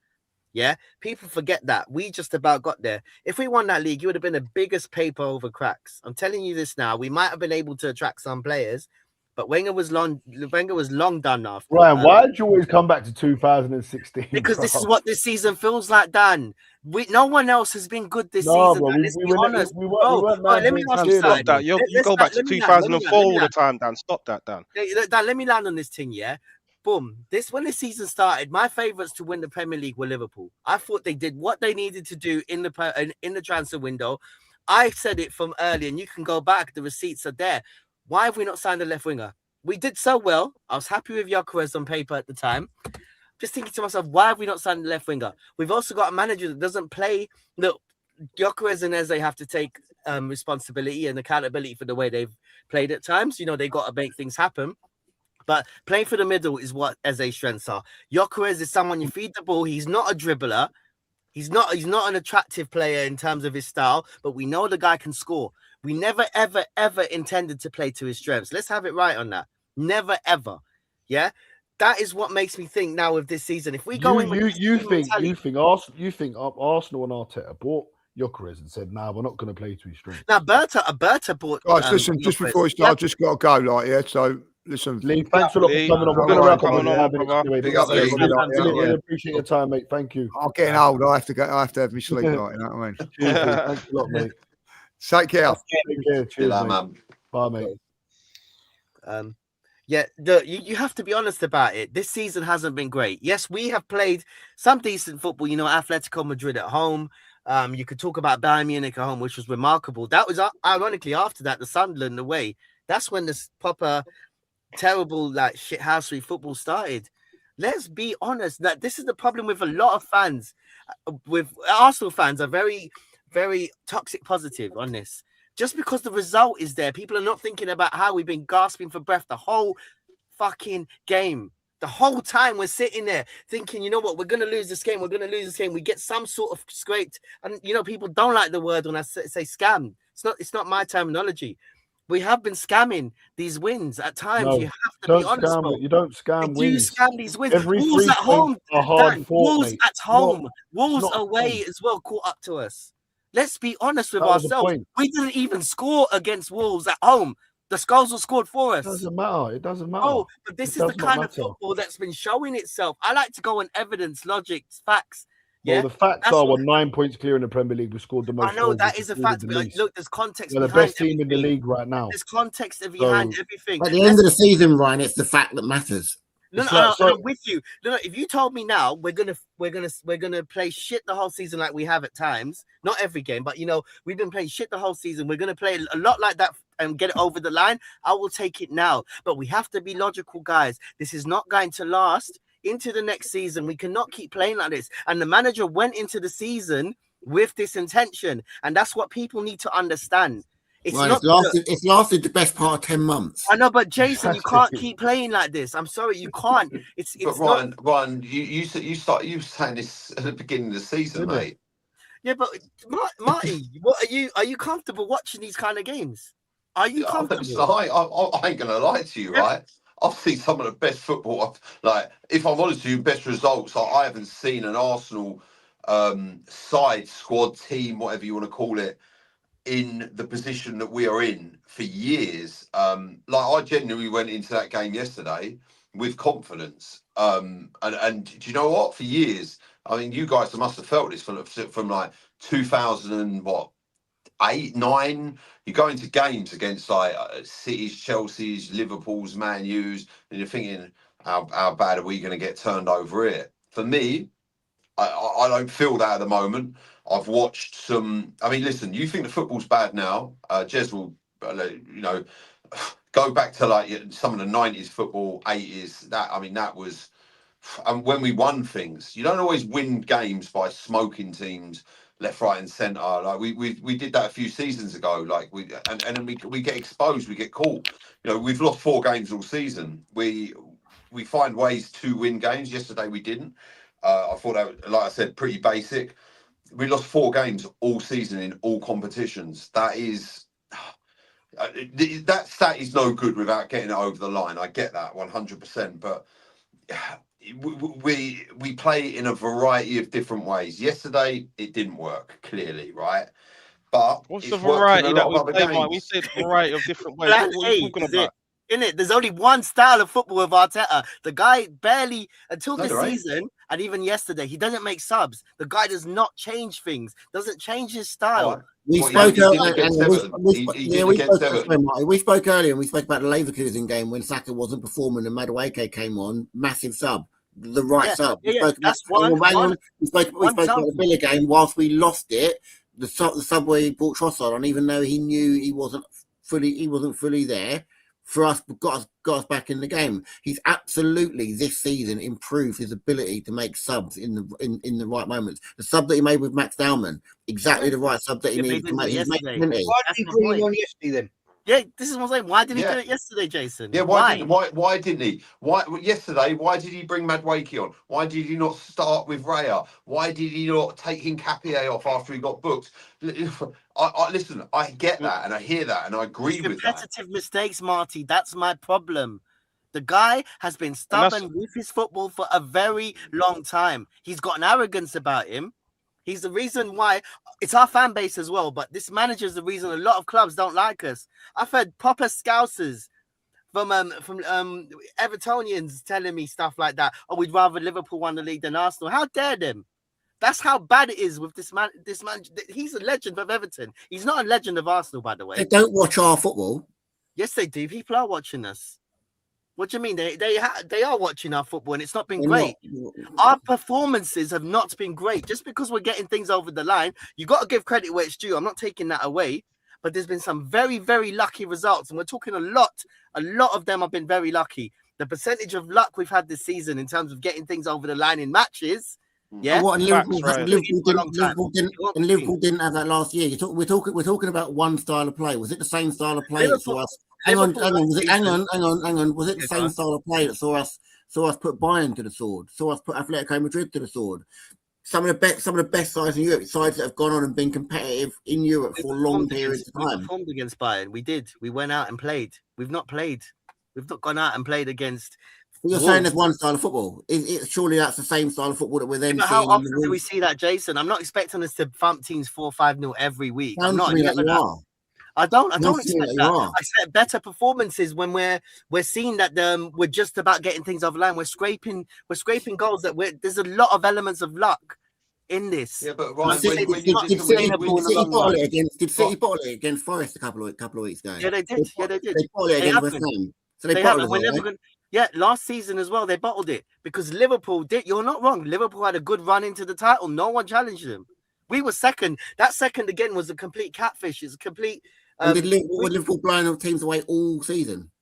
They weren't, but it's just the way we are going on now. This is the best chance. I actually think this is a better chance than 23, 24, those years to win a league because everyone has been off it. But the same thing is happening. The guy is very passive in his approach to certain games. How dare him yesterday? Like, we could talk about the Carabao Cup or whatever. I said this season, at the very minimum, he has to win one of the Premier League and Champions League. The two domestic trophies can complement. Yeah, but the fact is, the context of the situation is we were in a cup final yesterday. And as much as our fan base don't always get along with each other, whether positive, negative, deluded, whatever, we are very loyal. That team, that was so shameful, that performance. What you're saying is, if he won it, you were just going to gloss over it, but because he's lost it, we're gonna hang on it. Look, everyone is got to get hanged for Jason, you got to get hanged for yesterday. That was a poor managerial performance. You've got to get hanged for yesterday. We're not hanging him for the whole season, but for yesterday, sounds like we are. We're hanging him for the second game of the first game of the season against United, where we got a win. Third game of the season against Liverpool, where we got, and we're going back to you know what my thing is? What you're talking about? Why didn't you do the subs yesterday? Because you know why? The pressure cooker was on. It was gas mark 7 yesterday. Carabao Cup final, first trophy in 6 years. He choked. And this is why I'm concerned about the next 7 games. So these are 7 cup finals coming up as well. He's going to be living in his head, overthinking it. That's what he's going to be doing. Let the players play. That's what he needs to do. Stop being negative, cautious. This is the problem. Look, no one wants to shoot, Jason. Why? Why does no one want to shoot? I get it. Look, City had two shots on target yesterday. The first one ended up in the back of our net because of a massive howler from the goalkeeper. For me, in that 15-20 minute period after the second half, at the start of the second half, they were absolutely on top. But what they weren't doing was peppering our goal. Yes, they dominated the game. Yes, we couldn't get out. Yes, we couldn't string 2 passes together. But what they weren't doing, what we were doing, is we were tight and compact. The absolute howler from the goalkeeper was the first shot on target. The goal 4 minutes later was the second shot on target, and they actually didn't have another shot on target for the rest of the game. So what we saw was us being absolutely dominant. Cannot deny that. What we saw was a gutless performance in a long period of time. What we saw was us not putting a performance that was worthy of a final. But let's not sit here and let's remember what it was. That's what it was. It was poor. Don't get me wrong. It was absolutely poor. But they had 2 shots on target, scored 2 goals. They were clinical. They did what they needed to do. They got it over the line. right, well done. So, The time has to Jason, come now. after that result Dan, yesterday, just quickly, Dan. I'm going to Go on. shoot, boys. Yeah, but listen, Arsenal's going to win the Premier League, right? And we're going to win the Champions League, and Jez is going to get him the statue. Everyone, make sure you like a gold one. Yeah. Everyone, make sure you like and subscribe, people, man. Get us up to 2K. We didn't think we would get to 2K, but it's looking like we might actually get there. I think we're past 1,700 now. So before the end of the season, we wanted to get to 2K. Yeah, no matter about it, Dan. We're doing it. We're doing it. Yeah, so please get us there, guys. Even if you're watching on Jez's channel, I know you hate some of my deluded comments, but listen, we're all Arsenal fans. We all want to win. They say that. Hey, look, one said go to bed, Dan, and look, the other one said deluded, Dan. Yeah, You know look, what I mean? I'm gonna go to bed and cry. Listen, thanks for watching, yeah, and I'll speak to you guys soon, yeah. Cheers. Love, Dan, man. Enjoy your trip, bro. Thanks a lot, man. Cheers. Bye. Sweet. Yeah, we're gonna start wrapping up as well in about 5 minutes, man. But Hugo, you've just come on. Yeah. How you doing, brother? Is it right? Yeah, last time I spoke to you was a new man. You was talking that King Arteta talk again, man. How you feeling now? No, fucking hell, bro. It's premature, bro. It's premature, bro. I'm fucking fuming, bro. I was actually really disappointed with AFTV yesterday. I thought people were actually gonna fucking lose their rag, bro. How could you not lose your rag after seeing that shit performance? Credit to you, Ryan. Marty did all right as well. He said a few things, but bro, that was awful. And it came down. I did The all right, yeah. PTSD, bro. PTSD kicks in again, bro. This is it. It's every time. Remember that Dumb and Dumber line? Like every time I think you can't get any more stupid, you do something like this and totally redeem yourself. That's basically it, bro. How the fuck did we play so shit? And it has, and it's what Marty touched on about Kepa. I'll get onto that, but it starts ultimately with the fucking manager, bro. If I was on AFTV yesterday, fucking hell, bro, things would have been flying around, bro. I was fucking fuming. And the lackluster, oh, it doesn't matter, we're going to win the league. There's no fucking guarantee we're going to win the league, bro. This could be the fucking beginning of the end. I know I'm going maybe being melodramatic about this, yeah? Oh, you're right. You're right. But the reality is, Ryan is right. I know people are saying, oh, Mr. Sustainable, people are making a laugh. Bro, it has been a shit show. We have been scraping these victories. Yeah, I've seen those George Graham days. I remember it, bro. I was there. I've seen it. But the reality is, bro, this league should have been dusted, finished by now. But we've made hard work of it. And here's the other thing that no one wants to talk about. This is the business end. Now, the last 7 or 8 games, and we've got a manager that shits himself. That started off with those shit tactics, bro. City, everyone knows you got to attack them, bro. He decided to sit back, rely on the defense, and our attack wasn't good enough. Saka didn't show up. I'm sorry. I know, listen, we all sung that Eucharist song. I know, Realist, you did it as well with me, bro. I feel fucking embarrassed looking at that fan cam right now because Eucharist has been shit, bro. Let's be honest. He has not been the striker. I know he's got goals and all the important goals, yeah?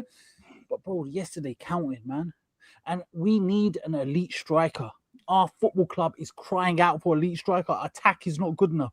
Defense, great. Midfield, great. That top half, bro, it's not working, bro. Then you got a manager that decides to sit back and tries to hit him over the ball, because that's what they're trying. They watch Real Madrid, and he decided to do the long ball, and Eucharist runs onto it. Unfortunately, he wasn't good enough. Do you know what I mean? You had a chance to fucking gamble. Like, before the first goal went in, we all saw it. Marty, I was watching your thing on live.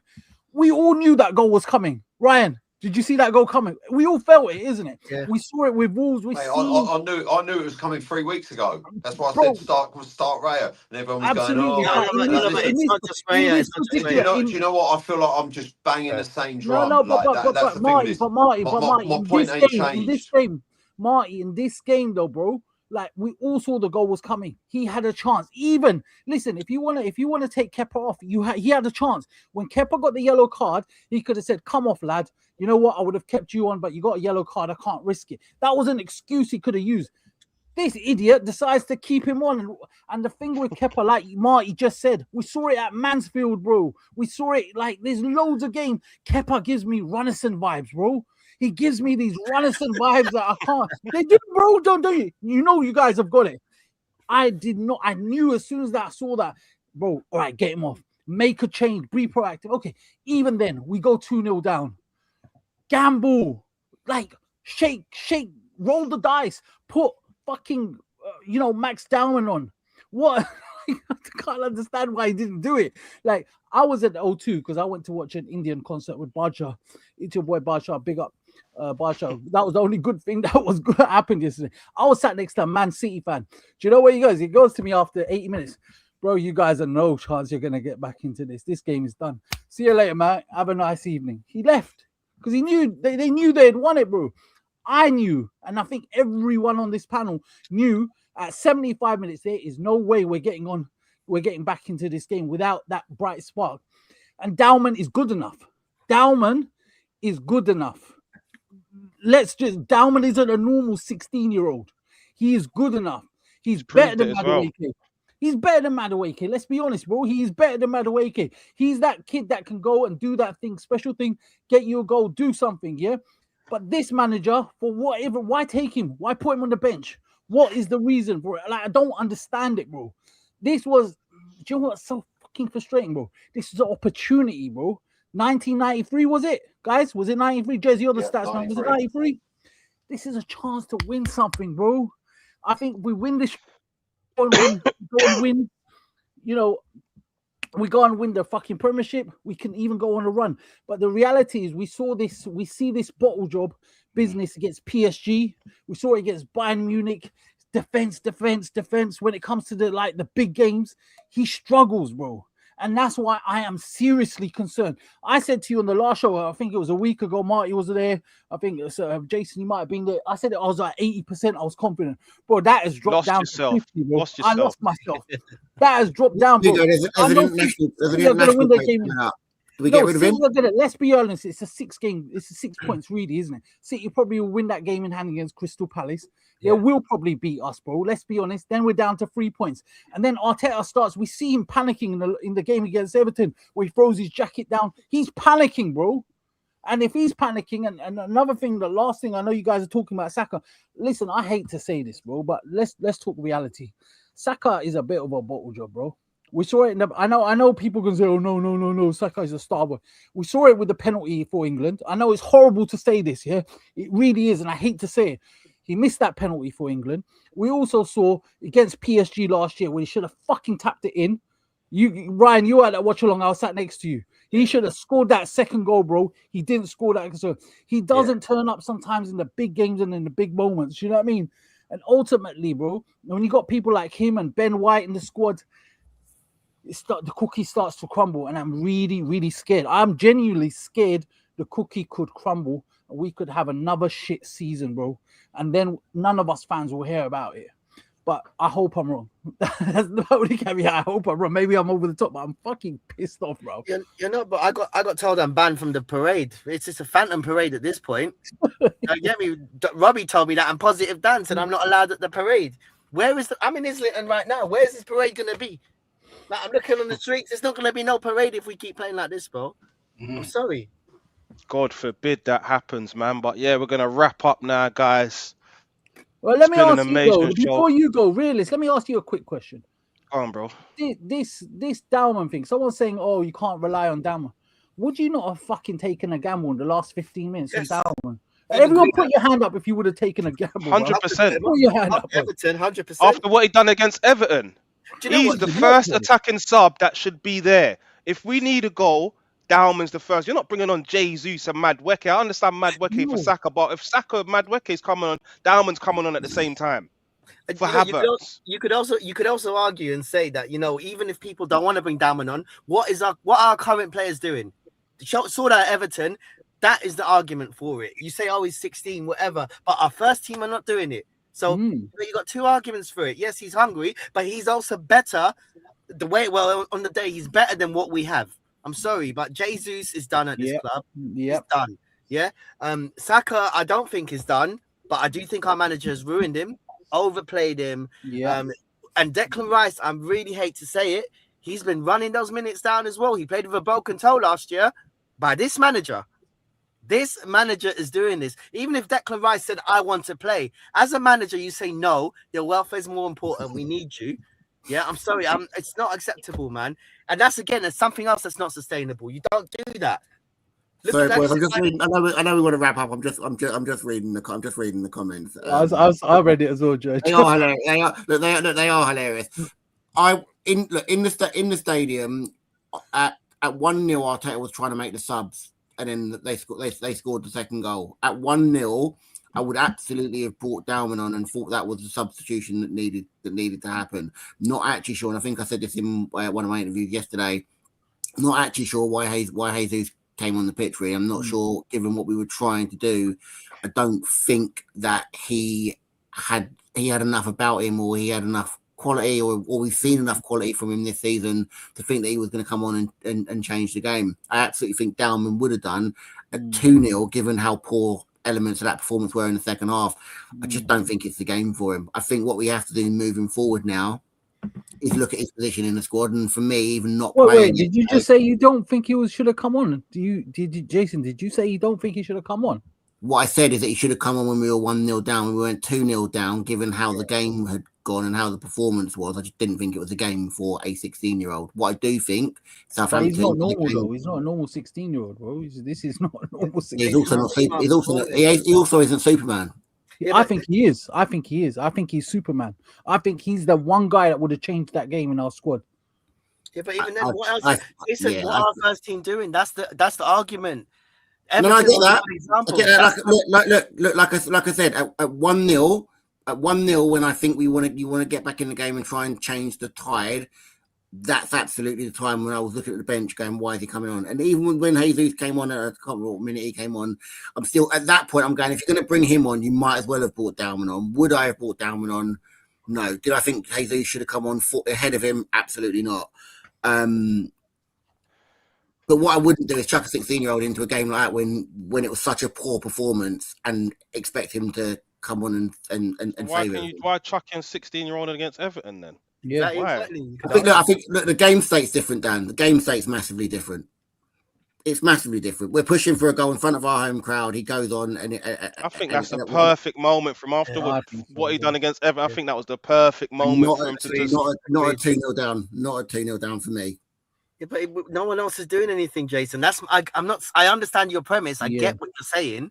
Don't get it twisted. I understand. But when you look at the game like Everton, we were like, positive Dan, and he's good. He's not on here right now because he said that was a good performance. It was because Dalman came on. He was going for the middle. He's floating balls in the top. We never see this, Jason. The only time we ever see that is if we're hoofing the ball away. Like we don't see like what we're seeing with Dalman. Like it takes me back to like when Wenger got Santi Cazorla. He was scoring against West Ham from outside the box. Then Wenger limited him, stopped him shooting. And I will say that with Ziki against Spurs as well. That was a one-off. Wenger didn't like it. But Arteta also doesn't like our players shooting. And it's the irony of it. Arteta was good at that, even at Everton. Better Everton than Arsenal, but he was shooting from outside the box. What is this? Sorry. You're saying that Arteta bans players, essentially bans that doesn't like players. This is a good comment from Rodriguez. Yamin Yamal started Euro final at 16 years old, brother. What a comment. Look, Jason. It's just don't back Arteta. He should have brought Dalman on. He got it wrong. Wrong, Jason. Come on, my bro. Give it.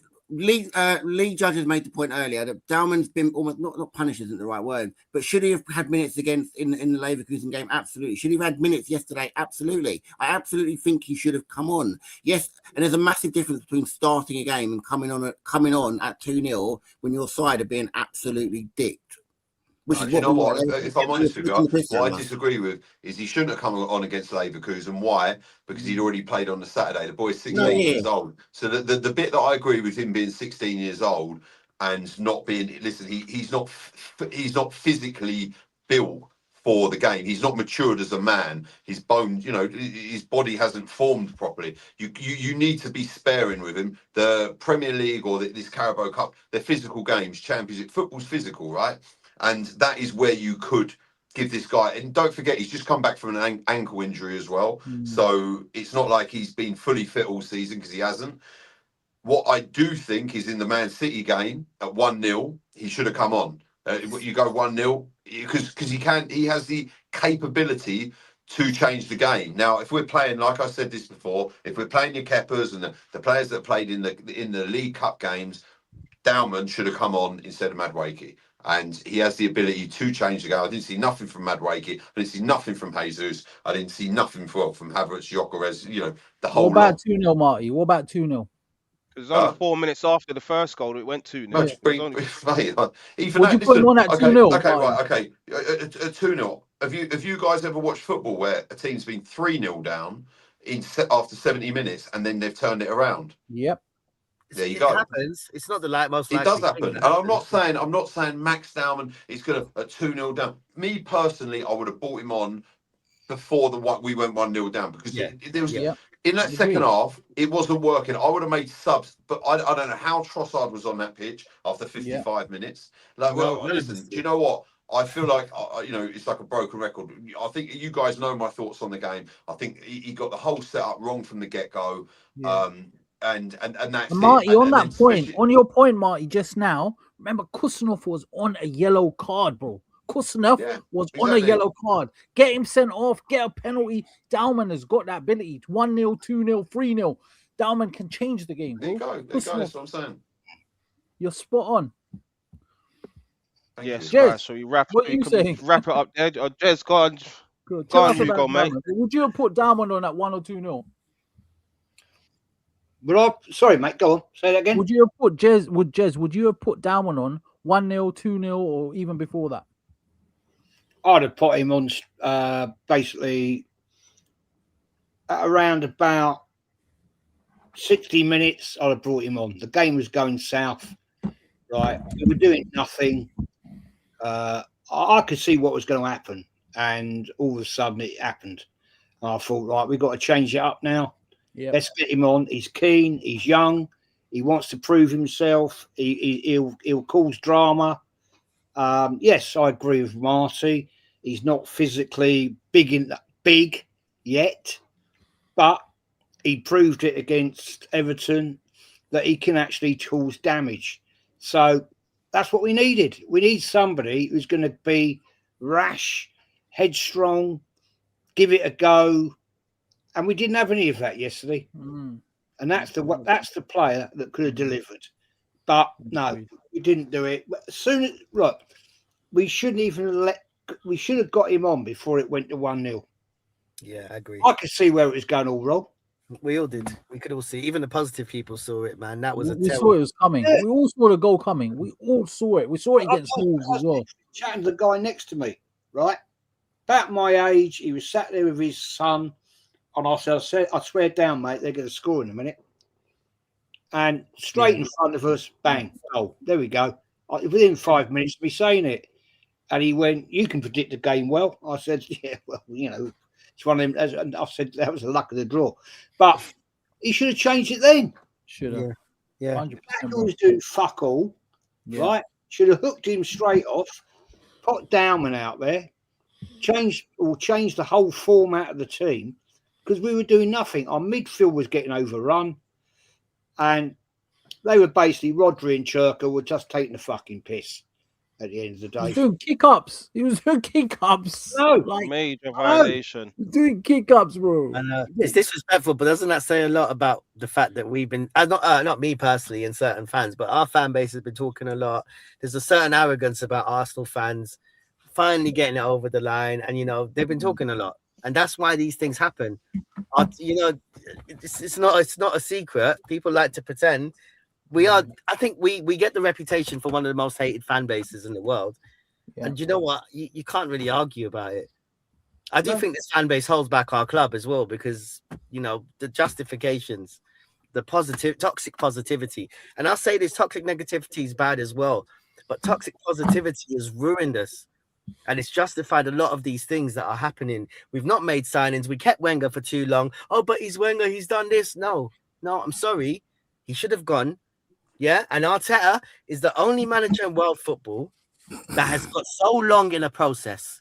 I'm not saying that, it's not good to try new things, but 6 years. Like it's coming. It's going to come to 7.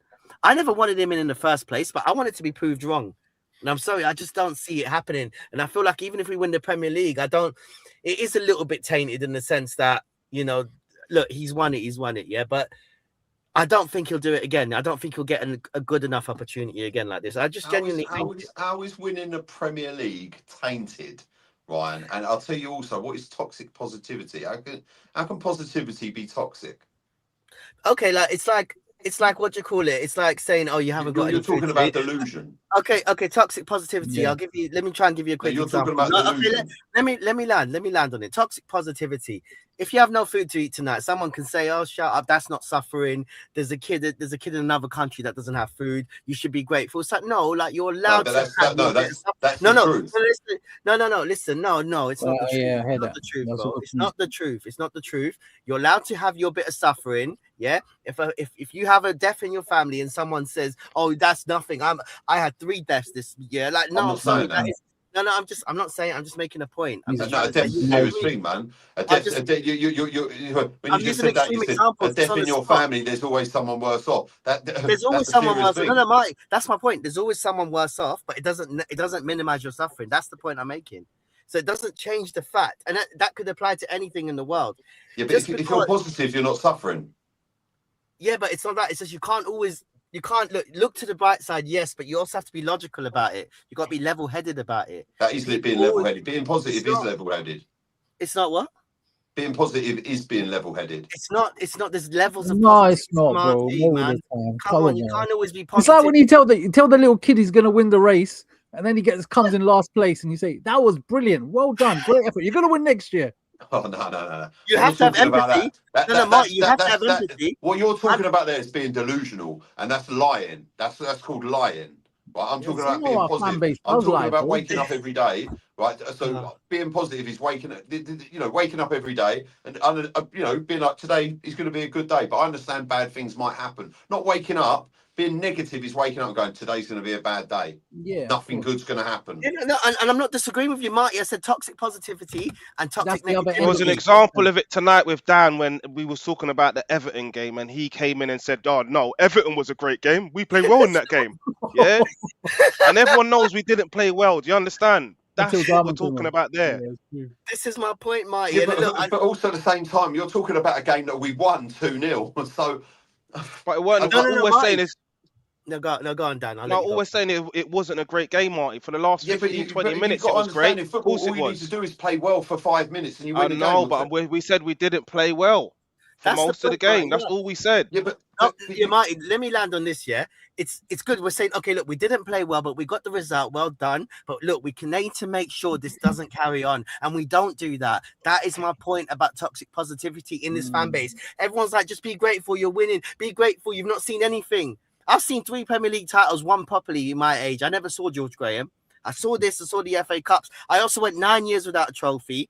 Then it was another. We had 3 years without a trophy, and now we're 6. You do understand there's a lot of games that are won in the last minute. I mean, let's take Manchester United's Champions League final. They were 2-1 down, right? They were 2-1 down, and they won it with 2 set pieces. But 2-1 down, did they go, "Oh, do you know what, winner"? Because I'll be honest with you, when I looked at that, I thought, this is Bayern Munich, and they didn't concede goals like that. Right? I know, Mike. And that was a brilliant stuff by Ferguson. Games could be changed on a sixpence, right? And that's how it happens, right? End of situation.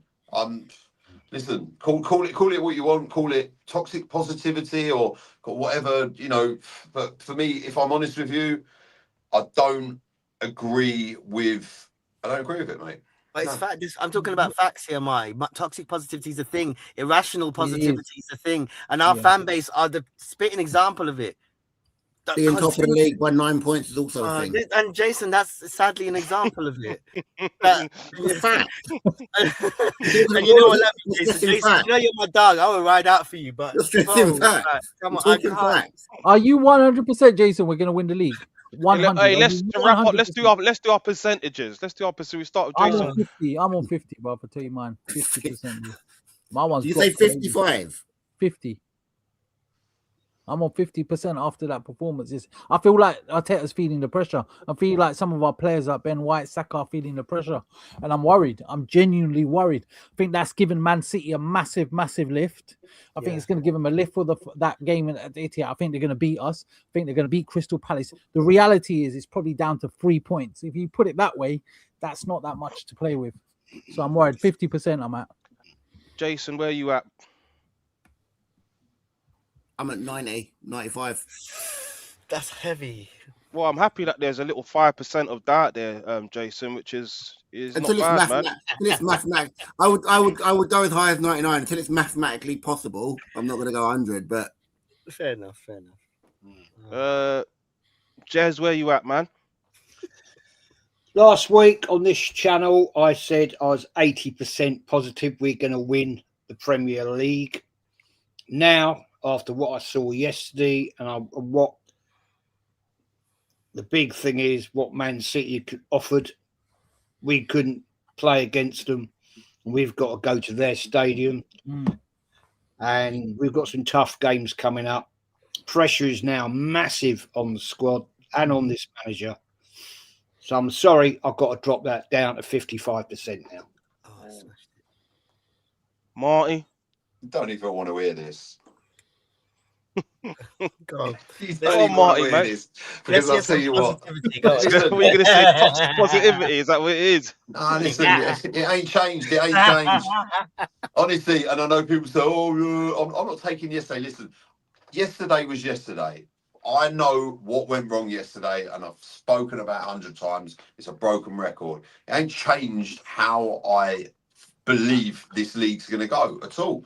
I've said it all season. And listen, if I'm wrong, I will get pelters for it, and I will take them all day long. Not a problem. And I do. And believe you me, today I did.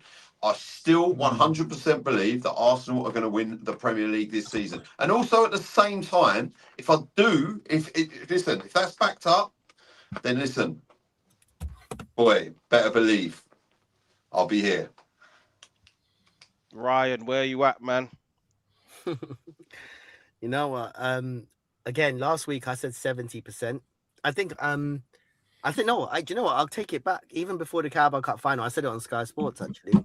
I said 70%, but again, largely based on the fact that I just don't think this City side can get it over the line. I just think they might hand it to us.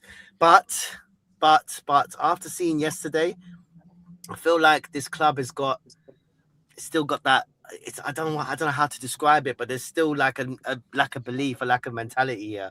And it's just, look, it's good to be positive, but there's also been self-inflicted things. Like you probably have the players saying, why didn't they sign a left winger? Why is Semenyo at Manchester City? When you look at it like that, it's just, look, we've seen it. We're talking about Gabriel and Trossard.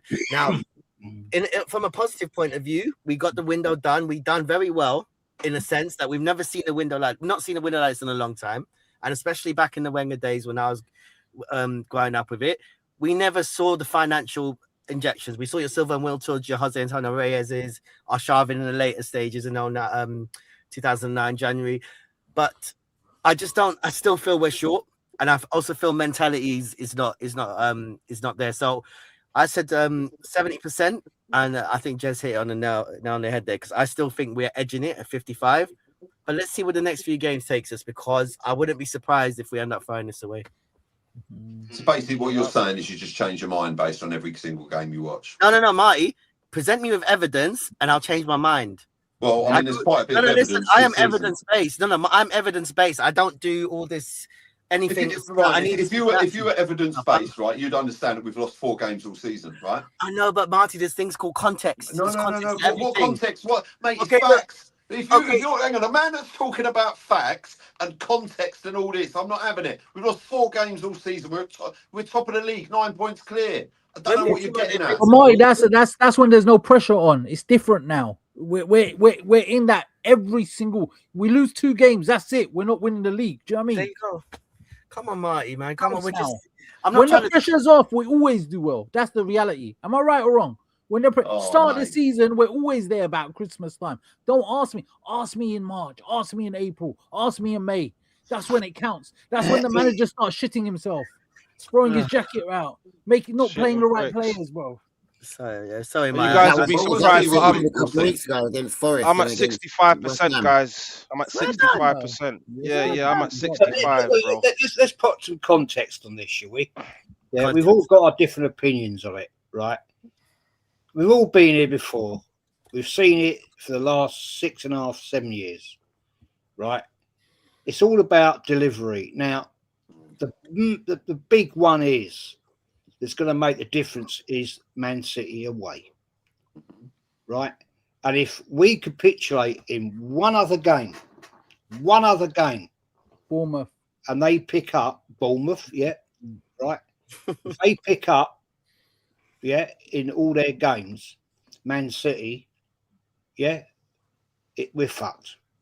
Yep. Yeah, and I don't want to be negative as they call me, but 4 weeks ago, bro, I said we're getting smashed in the Carabao Cup final, and then I changed my mind, innit? We're getting smashed at the Etihad, bro. That's just what I believe, bro. We're gonna lose, but I just think Man City are gonna lose somewhere else, and I still think that's why I'm at 65%. I think Chelsea are gonna get something off of them. That's the way I'm feeling. Chelsea was shit, bro. But basically, And that we've lost Crystal 3 Palace games. game, We've- that's not done and Chelsea. dusted. The game they got in hand, it's not done and dusted for them. Remember, I said that. We've Have lost they got- 3 games in 31, but somehow we're going to lose 2 or 3 in the next. I know, but I said Man- 95% is I high. didn't say 2 or 3. I did. No, I'm not. So, not to what you. I'm talking in general because what I'm hearing from everybody is this idea that Man City is supposed to go on this mad run, even though they did just drop points to West Ham and to I don't Forest. think they will. I don't think they properly will. It's us though. When we have things in our hands, we're very good at throwing it out. How dare that Villa at home performance of Ollie Watkins like 2 seasons ago? It was all in our hands, Jason. Yeah, this season we should be 10, 12, no, Jamie, 10. Yeah, we could even be 15 points clear. The way You just said, right, you was just like, we should be 10 points clear. Well, yeah, we're 9, so it's maybe a point. No, with equal games, Marty played. I remember equal games played. I'll say this: if Man City win all their games, their 7 games, they win the Premier League. That's what I think. I think so. No, I agree. All our I games, we agree win with the that. Premier League. And they're well capable of that. Let's just be honest. Pep And they is know how well to do it. capable. They He know knows how to do it. Our manager hasn't done it. Our manager likes to bottle things. Our manager enjoys not changing things. It's just a plan A, lethargic football, hoping for the best. And you know, Marty, I'm glad you said this earlier. The definition of insanity is doing the same thing, expecting different results. That's our manager. That's our manager. The thing is, guys, before I have to jump away, right? Okay, yeah. Man City don't have the pressure of the Champions League anymore. Yeah, great point. Yeah, great point. We've got that pressure. Great point. We've got players have gone out with injuries from yesterday. We can't sustain this. Yeah, we've got players that are not firing on all cylinders, whether they're fit or half fit. They're just not performing, and this is where it could push us down the toilet. Now, I'm ultra want to win the Premier League. I don't want us to lose the Premier League. I want us to win every trophy from now on in. You bet. I desperately wanted to win that yesterday, right? And I was so pissed off last night when I got home. But I can see where it can go wrong. I'm just being a realist of saying we've got to be careful. We've got to be very careful now. We've got to get it over the line because, you know, much as I'd never wanted Arteta as a manager. If he proves me wrong, brilliant. I'll be the first to stand up and say, fucking well done, mate. You proved me wrong. Yeah. But I'm being cautious because I've been here so many times before and I'm not convinced. After yesterday, I'm not convinced. He couldn't get that team up for a bloody cup final. What gives me confidence, guys, right, that we're going to go to the Etihad and do any better? No, we're not. Yeah, I don't think so either. I worry. That is And Jez, I'll build him a statue. If we don't win the league this year, Ryan, you can chip in. We'll build him a statue so we can throw fucking tomatoes at it, bro. Because if they put me through this shit football that I've watched this season, bro, and we don't win anything, bro, that's what he fucking deserves after 6 years. Good stuff. Yeah, guys, I've got to shoot off. Respect. Marty, thanks Been for an coming absolute on, pleasure. man. Thank you very much. It's been fun. Good to see you, Marty. Take care, look after Appreciate it. yourselves, and stay positive. Hey, bud. Stay delusional. All the way, all the way. Yeah, we're gonna wrap this up now. Anyway, man, it's been a great stream, guys. Thank you guys for coming on. Make sure you're hitting that like. I know a lot of people are from Jez's channel, so if you're not subscribed to Gooners Therapy, subscribe to the channel. We're on a mission right now. If you're watching from my channel, subscribe to Jez's Arsenal. Obviously, Ryan, Hugo, and Jace ain't got a channel, but yeah, thanks to all the guests that have come on. It's been a pleasure, man. Yeah, man. I've got to say, thanks for there's over 260 jumped over at one point, so big up to you boys. Yeah, thanks a lot, man. Yeah, No, cheers for thanks that, to Jez. you, Jez, man. Yeah, no, cheers It's for all that. good, Well done, man. boys. Good chat. Yeah, sweet. Take care, all. Yeah.